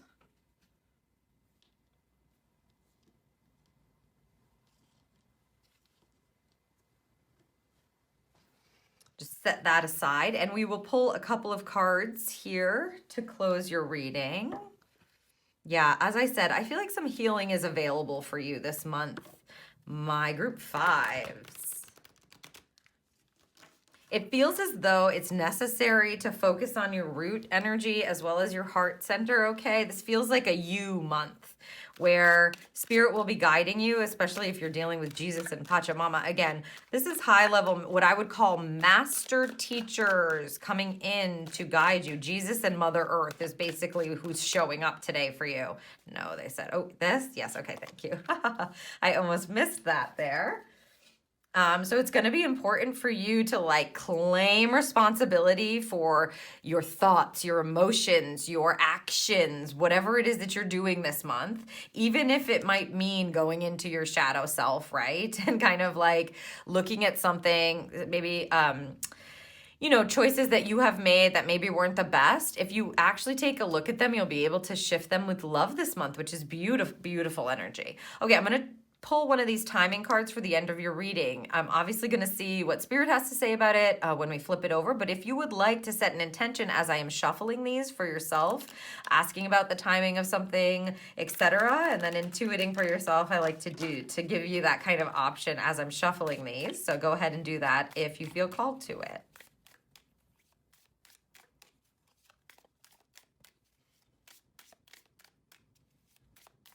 Could I please have a timing card for my group 5s? Thank you. Okay.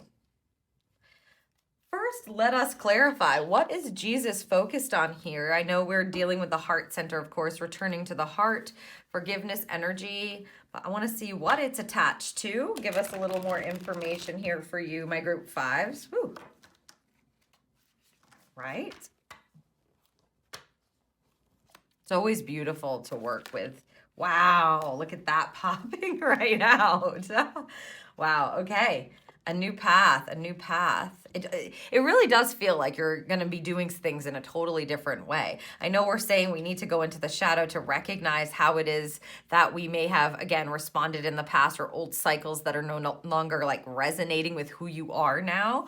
But the Fool card, especially this Fool card, you can see it. She's about to kind of fall right into the sacred geometry of life. She's being led by her intuition. She's being led by, you know, this trusting surrender kind of energy.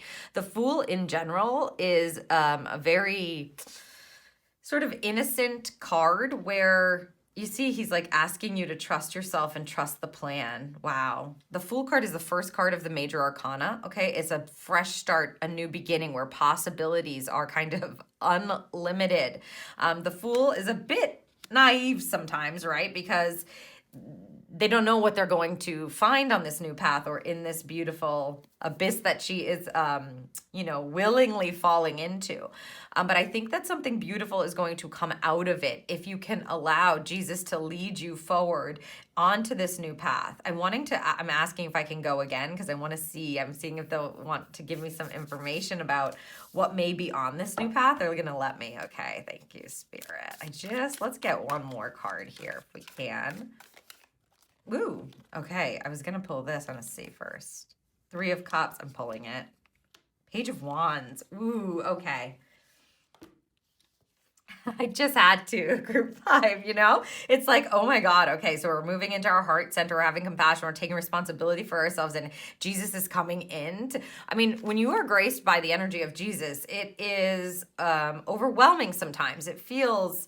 it does feel like anything is possible when you just turn to love. You know what I mean? When you allow your heart to be filled up, when you start loving yourself, it's easier for you to forgive yourself, to love others, to forgive them. It's just it feels sometimes overwhelmingly amazing. You may find yourself kind of like crying because your heart is opening up, okay? Crying in gratitude, crying in joy, crying as you're releasing. They're saying that you may find that this month you feel emotional as you're working with him, because it really does signify the work that you're going to do with Jesus that he guides you to. It's always going to be heart-centered. You can see he's the spiritual teacher right there. Again, these are masters you're dealing with, master teachers. As you work with him, you're going to be overcome. That's what it feels like. And it really does represent just totally new possibilities for you. And here we can see kind of what those possibilities might be around, or what they might bring into your life. So with a 3 of Cups, you can see the community energy coming in. A 3 of Cups is a heart-centered card, of course. Cups are about water and your heart. So when you get a 3, it's about feeling good around the people that you commune with, being able to celebrate something, feeling joyful. So you may find that you meet new people, or that the people that you, for instance, may have had some difficulty with in your life, maybe friends or family members, etc. He is going to help you have compassion for yourself and them, perhaps, and that may set a different tone for your relationships. That is one of joy and happiness, and they just said, and boundaries. Okay, and boundaries, I guess. But it's a new way. You see, the new path includes these joyful experiences with those around you. And the Page of Wands here showing up is an indication of a new inspiring chapter and getting excited about it. So pages and fools are similar energy. The Fool will carry more weight as it is a trump card. It's a major arcana card. However, a page is the beginning of like a new chapter, right? It's the beginning of the court cards. And so they're often excited and ready to explore and discover. And in this case, they're wanting you to explore what it is that's inspiring you, what makes you feel good, what makes you feel more creative and in touch with your inner light, okay? And so don't be afraid to explore that. Especially, you can ask Jesus to help you know what your heart wants, know who it is that you're meant to commune with, so you can take this leap, so you can start believing in unlimited possibilities and beautiful opportunities, even if your mind doesn't know what they are yet.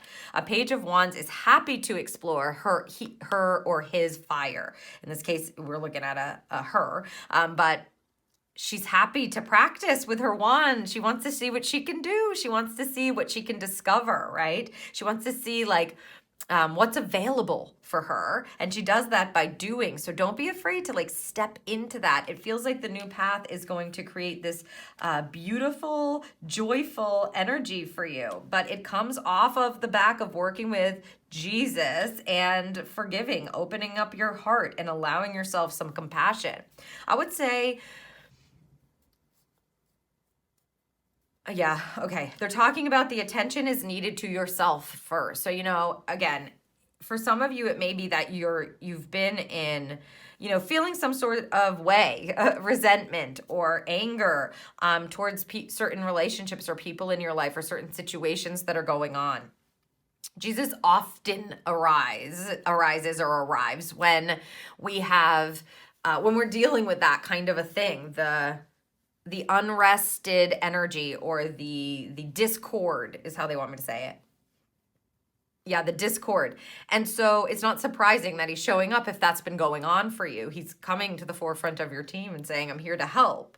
Okay. And the key is that usually it always starts within. It's very rare that you're going to place your compassion and your forgiveness on someone else if you're not able to take responsibility for your part in things, whatever that may be. It's not to blame anybody. It's to understand that you have your own power, basically, and that when you claim that, when you return to yourself and you can claim that power for yourself again, return to your own power, it allows you the opportunity to have compassion for yourself first, to understand yourself better, to forgive yourself first. And that's what allows your heart to expand and open up, to be able to see things from a different perspective, see somebody else, see a situation, and have compassion or empathy for that as well. And then place, forgiveness in that space. Because when you forgive somebody else, it's not for them.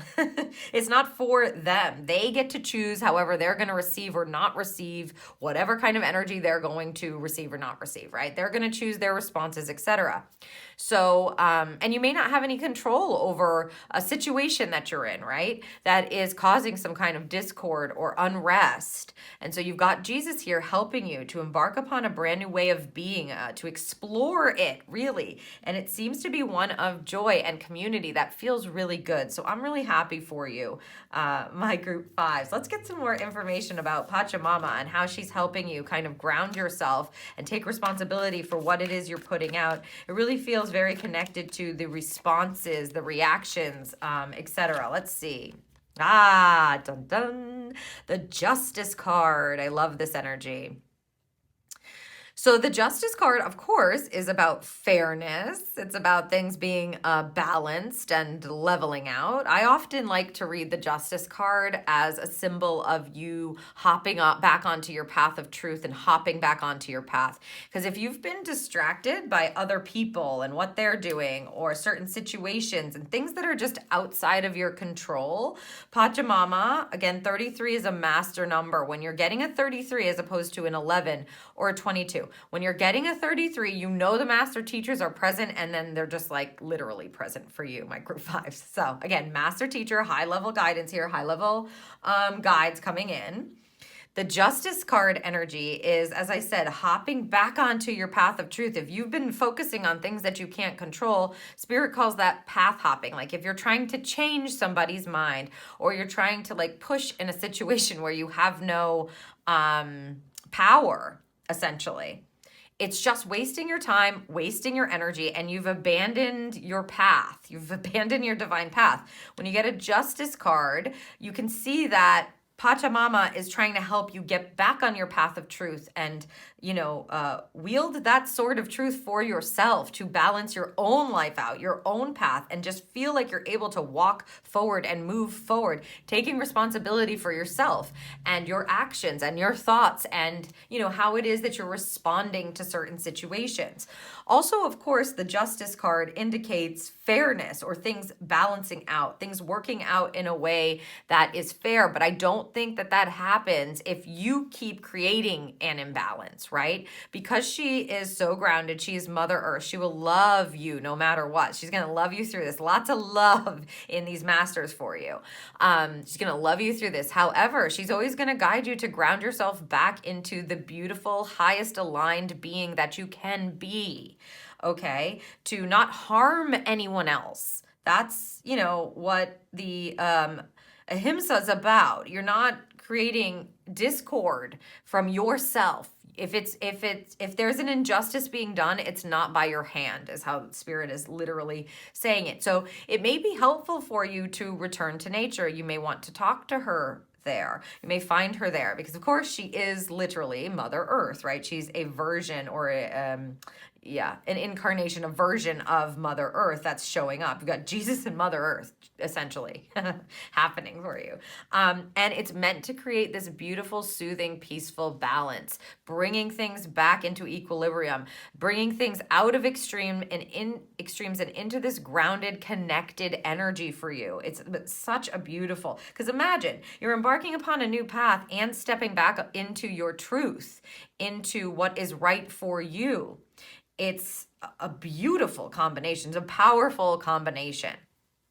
And then we've got this shadow card here. So this just tells us that there is going to be a bit of a dive into what Spirit might call the underworld, the underbelly of yourself and your soul, the things that you don't like to look at, the things that you don't want to admit to yourself or the world. You might want to actually take a moment to admit them to yourself. Tell yourself the truth, right? Tell yourself the truth, because that's how you're going to get back onto your path of truth. You can't be on your path of truth if you're telling yourself a bunch of lies or if you're ignoring what needs to be seen. Sometimes that shadow piece of you needs to kind of be brought into the light to be acknowledged. It doesn't mean necessarily that you're going on these huge deep dives. I mean, we're going to see the coupling card here, but it doesn't necessarily mean that you're being guided to go on these huge deep dives, but you do need to recognize those parts of yourself because we're all not perfect. There are parts of every single person that you know, including you, that are not so cool, that are not the greatest, that are not in the highest alignment. And in order to shift that energy, which could we have better guides? I don't think so. Master teachers to help you do that. You have to be able to acknowledge it first. Let's see here. Ooh, we're going to have to clarify this. Look at this. It looks like, this is the Tower card, obviously. It looks like if you're not going to acknowledge it, it's going to come up anyway. The Tower card is a divine intervention card. It's unexpected energy from the divine. You can see the lightning coming in. It can be, an insight that comes up. It could also be something that happens to spark this, but that's why we're going to always clarify a tower. Lots of clarification for this group, it looks like. Yeah, I see it. Thank you. 9 of Wands.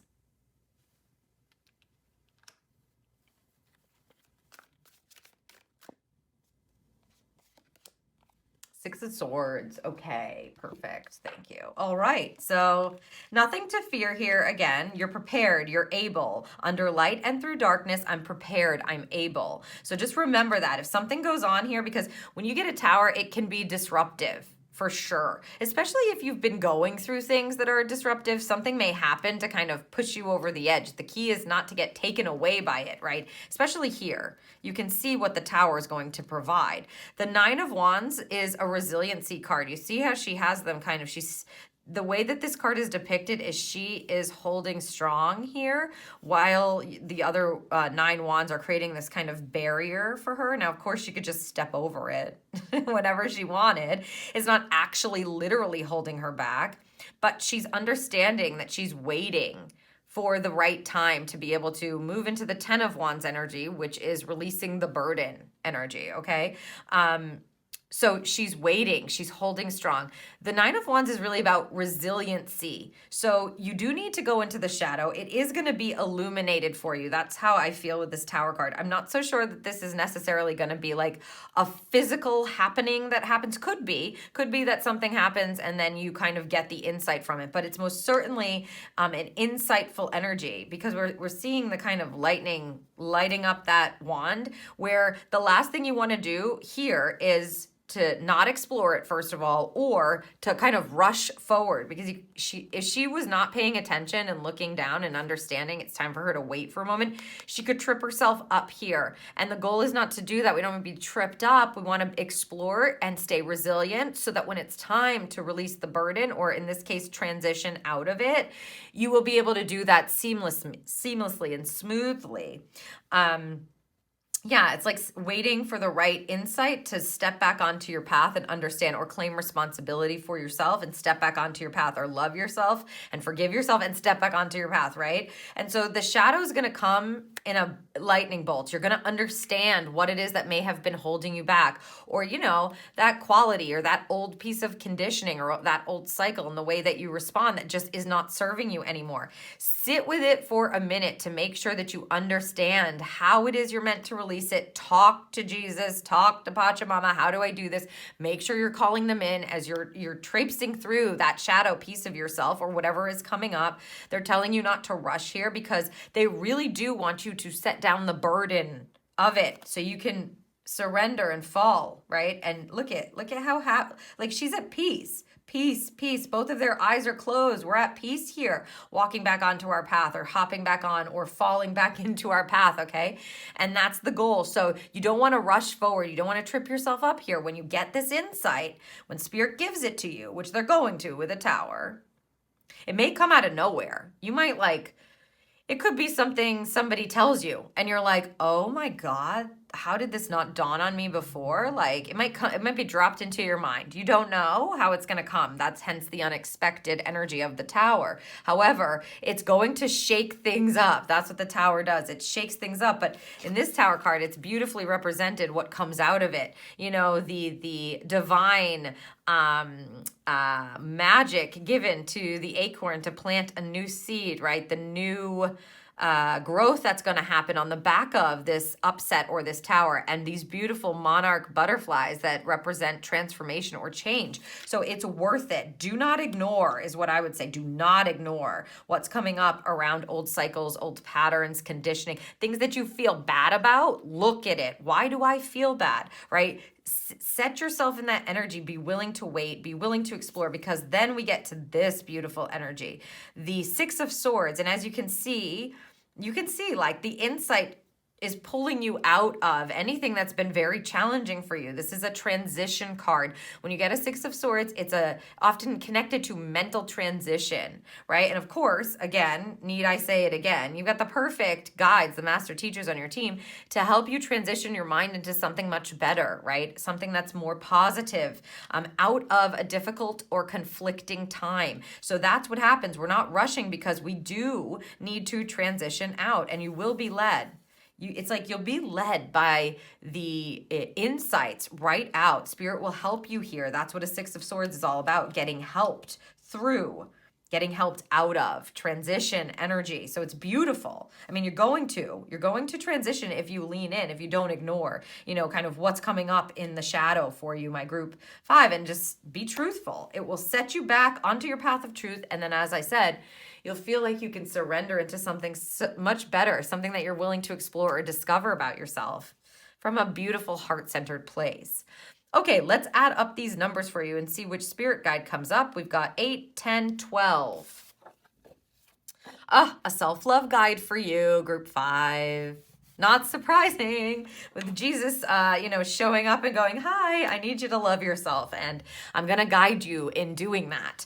So again, a self-love guide is backing. I feel like, because these are master teachers, the level of a self-love spirit guide will be like a messenger almost. So if you feel like Jesus is this big bubble, and he is guiding you along, he may be working with your self-love guide to help give you the tools, right? The actual practices that you need to give you the affirmation that's going to work just right, to put you into a more open-hearted, loving, deserving place. He may be working with that self-love guide to plop things into your head so that you can understand things better or look at them from a different perspective, one of love, one of healing, one of forgiveness, one of compassion, etc. So I love that, you've got the self-love guide with Jesus and Pachamama. I mean, we're loving ourselves to the umpteenth degree this month.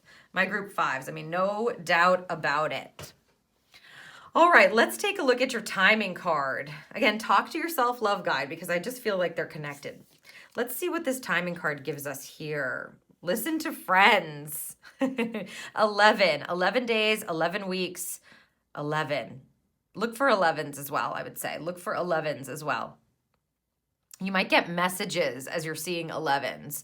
Like, I would stay super open. Ask if they need to tell you anything, right? Like, ask your self-love guide, Jesus, and Pachamama. If you see 11s in places, say, hey, is there anything you guys need to tell me right now, right? Listen to friends. I would say these are nice friends to have, yes? Okay, 11 days, 11 weeks. Let me listen for this energy. They're saying on the 11th day. That's how they're saying it. On the 11th day. Okay, take that as it resonates.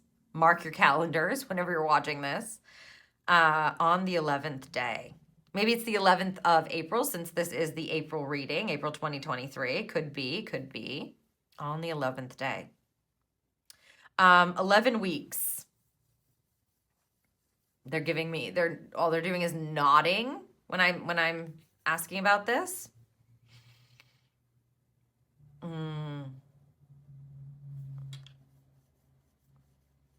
Oh. It feels like there's a crossroads energy around the 11-week mark here for you, group 5. So this would be like a choice or a decision that you would be looking at making as it concerns everything that we've talked about. So again, mark your calendars. Take that as it resonates. This also could be an indication, right, of your month of birth, date of birth, etc. It's also a master number, 11. Jeez, master. How many times have I said master in this reading? All right, let's look at your final message, group 5. Woo, black tourmaline and protect your energy. They weren't really speaking or discussing about the boundaries that they had brought up, that we kind of spoke about very briefly. The black tourmaline is obviously a protection stone. It's a good stone to have to protect you from pretty much anything you could think of, including like energetic protection. You may want, if you are, for instance, dealing with something that's difficult, especially situationally or relationship-wise, you may want to set these around your space. Like, for instance, if you're having kind of discord at work and you're like, no matter what I say, no matter how I come, I feel like I'm never connecting with this person, or this person's always being, kind of rude to me or doesn't take me seriously, right? If you're having some discord or not connecting with someone at work, the key to use the black tourmaline is to create this beautiful boundary or barrier of protection for yourself. It's a transparent energy, right? So don't think of it like a wall. You think of it like a protection bubble, essentially. So you can choose more easily what it is that you're going to take in, and then, of course, how you're going to respond to that. We're shifting the way we're responding, and obviously that involves needing to kind of protect yourself. So if you have black tourmaline, or any kind of black stone is usually good for protecting, grounding, etc. You would put it on like your desk, or keep it in your desk drawer, or carry it around in your pocket. If you, for instance, needed to make an important phone call or needed to go and sit with somebody, you would carry it with you so that you could have that nice protection bubble around you, so you are not taking in, like unconsciously taking in energy that really doesn't belong to you or is connected to somebody else's stuff. Like it's being projected upon you and you're looking to protect yourself from that. That's going to be very important, because in order to shift things, normally spirit will bring it back around for us. So if you're working on shifting the way that you respond, or new insights that you'd like to try or put into play, whether it be in your relationships or circumstances, situationally, etc. You do want to have some form of protection. I'm glad that they're bringing that up. It's boundary energy. It's creating an energetic boundary or helping you do that. So use that black tourmaline as you feel guided to group 5. Wow, what a high-powered pull for you this month. You've got master teachers on your team.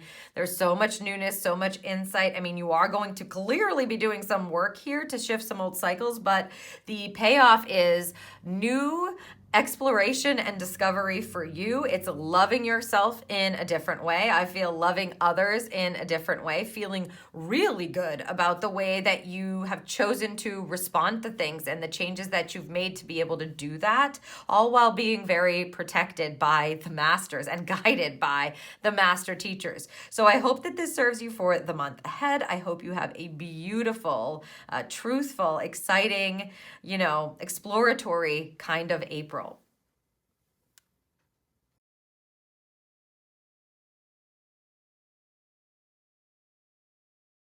Hello, Group 6, and welcome to your Choose Your Guides reading for April. We are going to be taking a look at who is directing you at the forefront of your team for the month ahead. If you're listening to this, you've chosen the 6 card pile combination that was in the bottom right-hand corner. So let's take a look at who it is you have chosen for the forefront of your team. First, we have Hathor, celebration, rejuvenation, and gratitude. Egyptian energy for sure. Master number there with that 33. Okay, they have asked me to read the oracle from the guidebook, so I'll go ahead and do that. Master number 33. Yeah, this is it feels like she's it feels like a marker has been hit for you, my group 6s, which is a very good sign. Celebrate yourself, acknowledge your successes, and live each day in gratitude for all you have and all you are. So yeah, you've definitely made it to a marker on your divine path here if you're having her come in here to help you. So Hathor, rejuvenation, gratitude. Let's see who else you have for a goddess. Junlungul. I never know if I'm saying that right. Junlungul. Julungul. Julungul. Transition, life stages, and coming of age. Yeah, I would say there's a change that's happening. Julungul. Julungul. Yeah. Okay, let's read her oracle. What does the oracle have to say for Julungul? It is, you are going through a divine initiation and coming of age. You are being asked now to step into the next version of yourself, the next chapter, and step forward into a new journey. So we're hitting the marker with Hathor, and we are stepping into and transitioning into a new path, a new journey, the next chapter, the next version of yourself for this group. I love this. Jalungul. Say it how it resonates. If you want to nickname her, you can. She is at the forefront of your team, guiding you. We'll get some more information, but just let's check out your animal guide here. Okay, this is, I believe, a poppin or a penguin. Don't quote me. Self. I give myself permission to focus solely on me and my needs. Active self-care is a routine and consistent part of my life. This is a month all about you. I love this energy for you, group 6. Wow. Powerful. Powerful energy. Yeah, this is like you are at the top of your priority list here. And it's because you've put in the work. I feel like you've put in the work. You've made it to some sort of marker here. They want you to be appreciative and grateful, clearly, and to start allowing yourself to really step into the transition. It also may, they're giving me right now, it also may be like a month where you're, it's like a, not that you're taking the whole month off or anything, but that you're giving yourself some time to kind of be in the in-between or be in the it's sort of like, if it always feels like creation, where you're kind of one with the space. All right, let's roll these dice. I'm going to roll all 4 of these dice and get a number that we will check on my list to see which spirit guide you also have on your team towards the end of your reading. Whoa, those fell out of my hand. Very weird. Okay, we've got 10, 13, 14 there.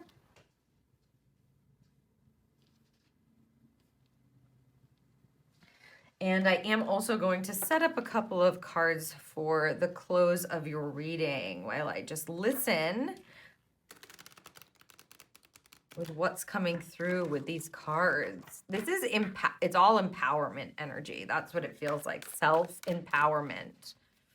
And I just feel like there's been so much work that's gotten you here. Neither one of them are smiling, right? So we're getting this kind of like, I'm in business, I've gotten to this point, and now it's like time to, you know, sometimes we can just be looking to the next thing, especially if you're a go-getter, you're a successful person, you know, you're like, what's the next thing I'm going to do? What's the next thing I'm going to do? And this just feels like a month where you may be in a bit of an in-between energy. And as I said, it doesn't mean that you're not working on something or continuing things, of course. But it does feel like it's like a gestation period. That's what it feels like. I'm going to shuffle up these timing cards now. Of course, I will tell you what comes through and what Spirit has to say about it when we flip it over. But if you would like to intend or ask a specific question, or, you know, you have a topic that you want to know about timing on, you'll be able to intuit that for yourself as we flip that over. You can intend while I am shuffling this up, if you would like to. I like to give you the, you know, option. Yes. Okay, and there it is. Okay, let's get some more information about Hathor for you first. Again, master number with that 33. You may start seeing 33s in places, I would say. Just look out for that. That'll be a sign that she's around trying to help you celebrate. I'm feeling, I have to say, I'm feeling this like, I don't know. It's like a hard energy. It's like a resistance energy. So maybe you're resisting actually giving this space to yourself, or it feels like we need to I need to reflect on something. That's what it feels like. It feels like there's a resistance to like honoring yourself, or it doesn't feel so much like stepping into the next thing. I feel like I want to rush into the next thing. It feels like there needs to be a pause where you really allow yourself. And I'm not saying like, yeah, I did it. I know. It's amazing. I hit the mark or whatever, blah, blah, blah. I'm not saying like that. I'm saying like an actual real pause to say like, yeah, because the rejuvenation energy, it's like, oh, I'm grateful. It's amazing. I'm so happy for this opportunity. And then you wake up the next day and you're like, so what am I doing now? And you kind of like lose yourself back into it. And it doesn't feel like enough time. I would say it feels like there's a big chunk that is needed. And that's what these guides are trying to guide you to. Yeah, let's see what's connected to Hathor. Ooh, oh my gosh, see? Exactly. The Hanged Man energy. And it's also a 12-3, 3-3-3. Right? The Hanged Man. As you can see, she's hanging upside down in order to be able to see a different perspective, to get a different perspective, to get some information, to get that enlightenment point. And in this case, it's literally to rejuvenate yourself, to honor yourself, to practice that gratitude energy. There is a break. The Hanged Man is about like surrender and giving yourself space and not pushing and sort of allowing yourself to be hanging out for a bit. So I would say that Hathor is trying to help you, and you would call on her when you need her to help you. Sit back, relax, surrender it over. Don't be just looking for the next thing. And also, P.S., if you do that, sometimes you can force and it's not the next thing. And everybody's trying to flag you down saying like, hey, that's not it. Don't do it. Don't do it. And they're like, we're doing it. Mm. It just feels like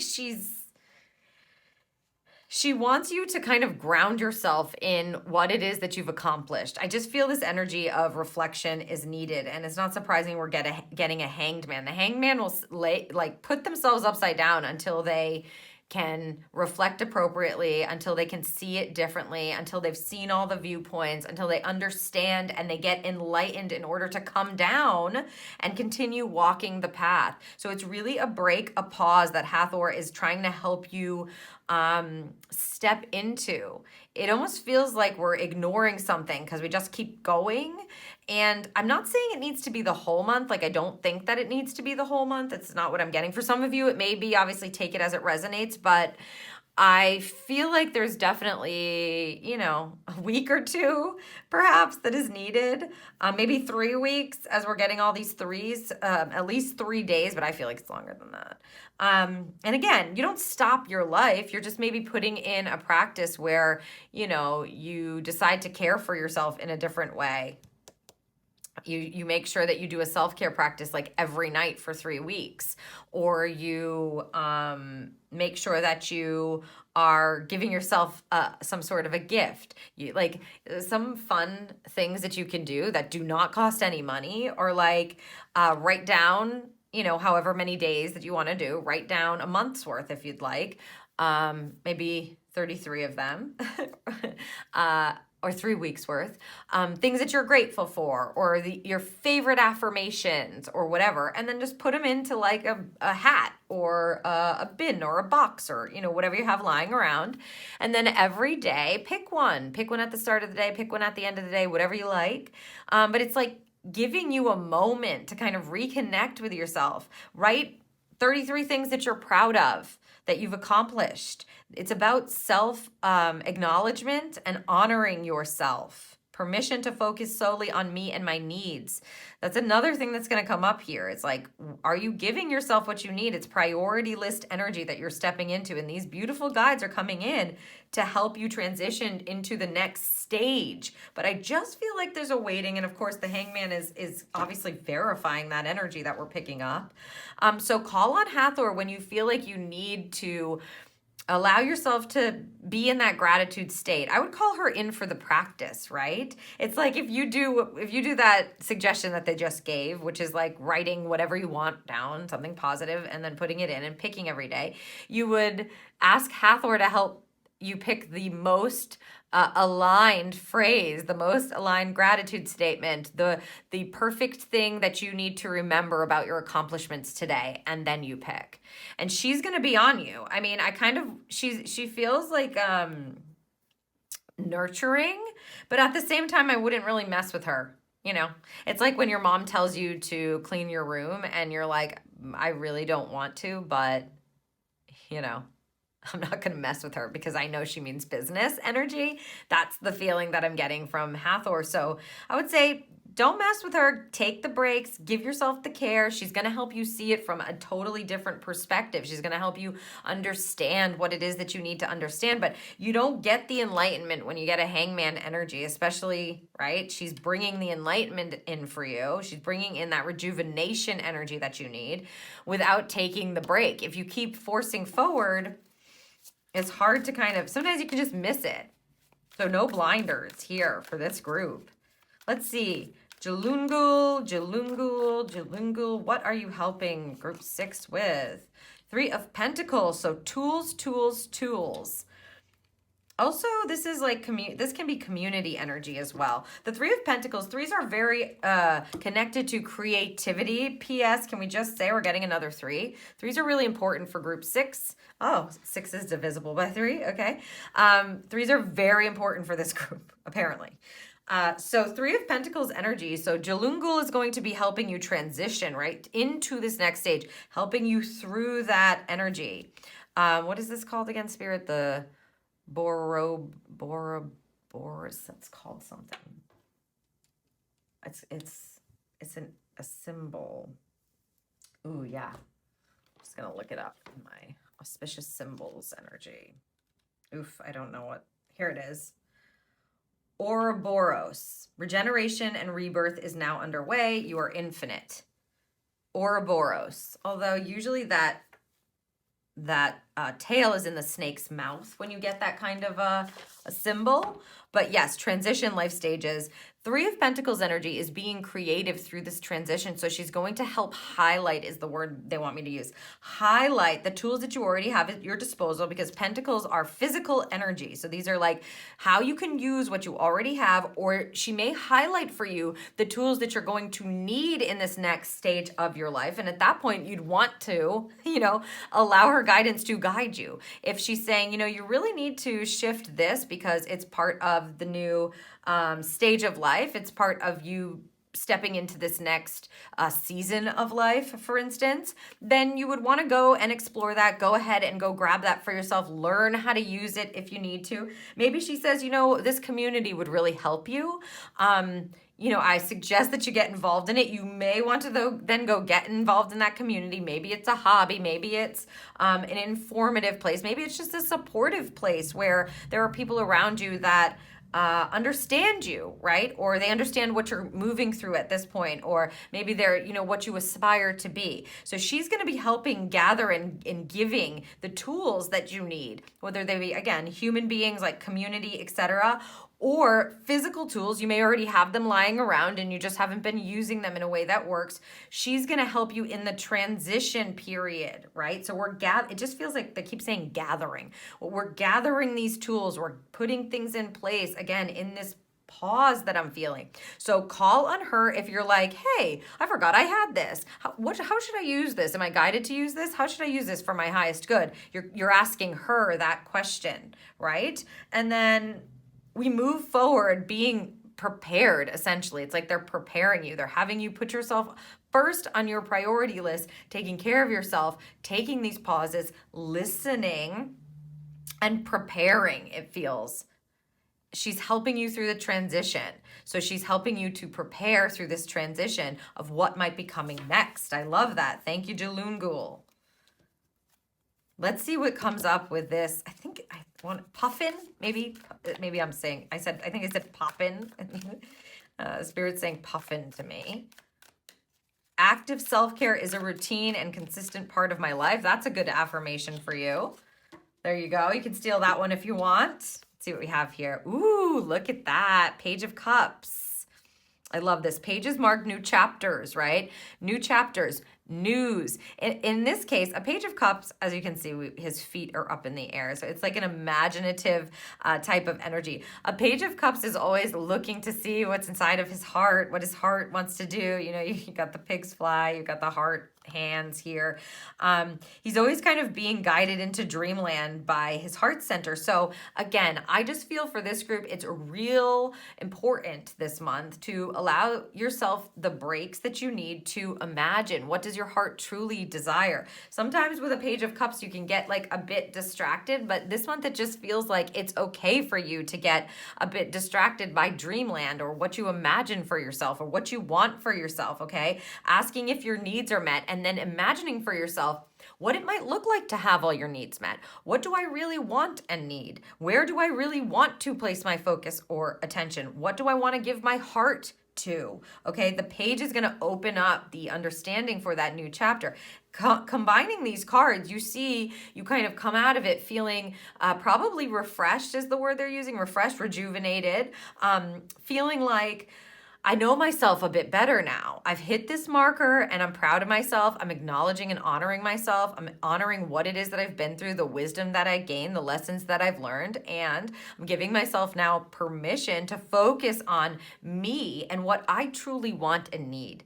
And here, this card coupling, the self card, is telling you that it's safe for you to take the break and imagine you're going to get news. Your heart wants to be lit up. Like, see how this page's heart is like being lit up? That's the goal. And sometimes if we had real movement cards and I wasn't picking up on the need to really pause here, surrender and pause and listen, for you, group 6, then we would want to be very aware of distractions that are coming out, like something that your heart wants but isn't really good for you, is just there to kind of distract your attention. In this case, I feel like it's okay if you dream a little bigger than maybe you're used to dreaming, that even if it's not maybe so realistic that it's all right to dream in that way, to let yourself kind of lean into it and imagine your biggest dream. Imagine how your heart would be completely fulfilled. What is your heart's desire? That's a good question. Show me my heart's desire, please. And you can, of course, ask your guides to help you with that. What a beautiful energy you've got going on. Big transitions. You've hit a wonderful marker. You did it through work, and maybe it's time to shift into something else. It looks like they're going to be prepping you to do that. And I hope that you will give yourself the time and the space to do it this month. Let's see what this is connected to. Again, this guide will come in from my guides list here. We've got 10, 13, 14. A transformation guide. Okay, so clearly they're just tripling down on this. Rejuvenation, transition, transformation guide. A transformation guide, of course, is helping you to transform, helping you to rejuvenate, helping you to reinvent yourself, for instance, or helping you to just feel renewed is the energy. So a transformation guide helps you change. Yeah, you're getting a transformation guide and a transition guide. So transformation is one thing to another, right? That's the key. And I think that they just need you to pause to make it clear for yourself and, of course, for your team, which is why you've got these high-level guides showing up. Your transformation guide is going to be like, what are we doing? These high-level guides are going to be helping you to understand what it is that you want to do. That transformation guide is going to be aiding you as you're moving forward through this transition, showing you that, yeah, things are changing. Transformation is change, right? It's death and rebirth. Something is changing. Something is ending. It's something to celebrate, but give yourself the time to be able to step in and honor yourself this month. All right, let's take a look at the timing card for you, group 6. 2. It is still progressing. It is progressing well now. I would say, yes, it is. And it's a 2. We got all these 3s and now we're getting a 2. 2 days, 2 weeks. Okay. You see here, so I would say between 2 and 3 weeks. It's, for me, what they're saying is, I would make the commitment quickly, whatever it is that you're going to be doing. So whatever feels like it's resonating with you, I would lean into it in the next couple of days is what I would say. In the next couple of days, and at least 2 to 3 weeks. I feel like you're going to be feeling a massive shift by the 2-week mark, and that's what they're saying here. But I would say 2 to 3 weeks just because, good Lord, you got all these 3s. I mean, we can't really deny all the 3s that you had. So 2 to 3 weeks for the practice through April or for the, space that you need. Tapping into, giving yourself permission to focus solely on yourself. At least 2 weeks with this 2 card. Group number 6. Okay, this is like some sort of a funny, a light energy coming in through spirit. They're going, they're group 6, Jody. You divide 6 by 2, you get 3. You divide 6 by 3, you get 2. Yeah. Okay, moving on. Sorry, that was a quick side note. I don't know, spirit is just being funny right now. Maybe you have a funny transformation guide or you have a joy guide popping up as well. Let's see final message for you here, group 6. Ooh, love this. Azurite, get laser focused.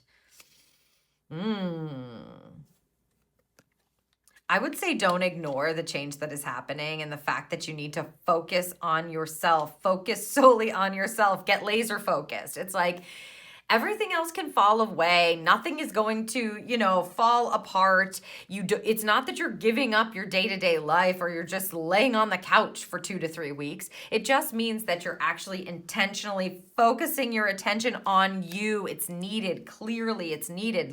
Final message even. It is needed for you, group 6. It's going to help you transition into this new space and really be able to look back in gratitude and appreciation for what it is that you have been working on or what it is that you have been through. You did it. You made it. It's okay to kind of breathe now and see what it is that your heart desires next. So I hope that this serves you for the month ahead. I hope you will most certainly call on your beautiful guides as well as your transformation guide for the month. And I hope you have an amazing, chill, relaxed, celebratory, rejuvenating kind of April.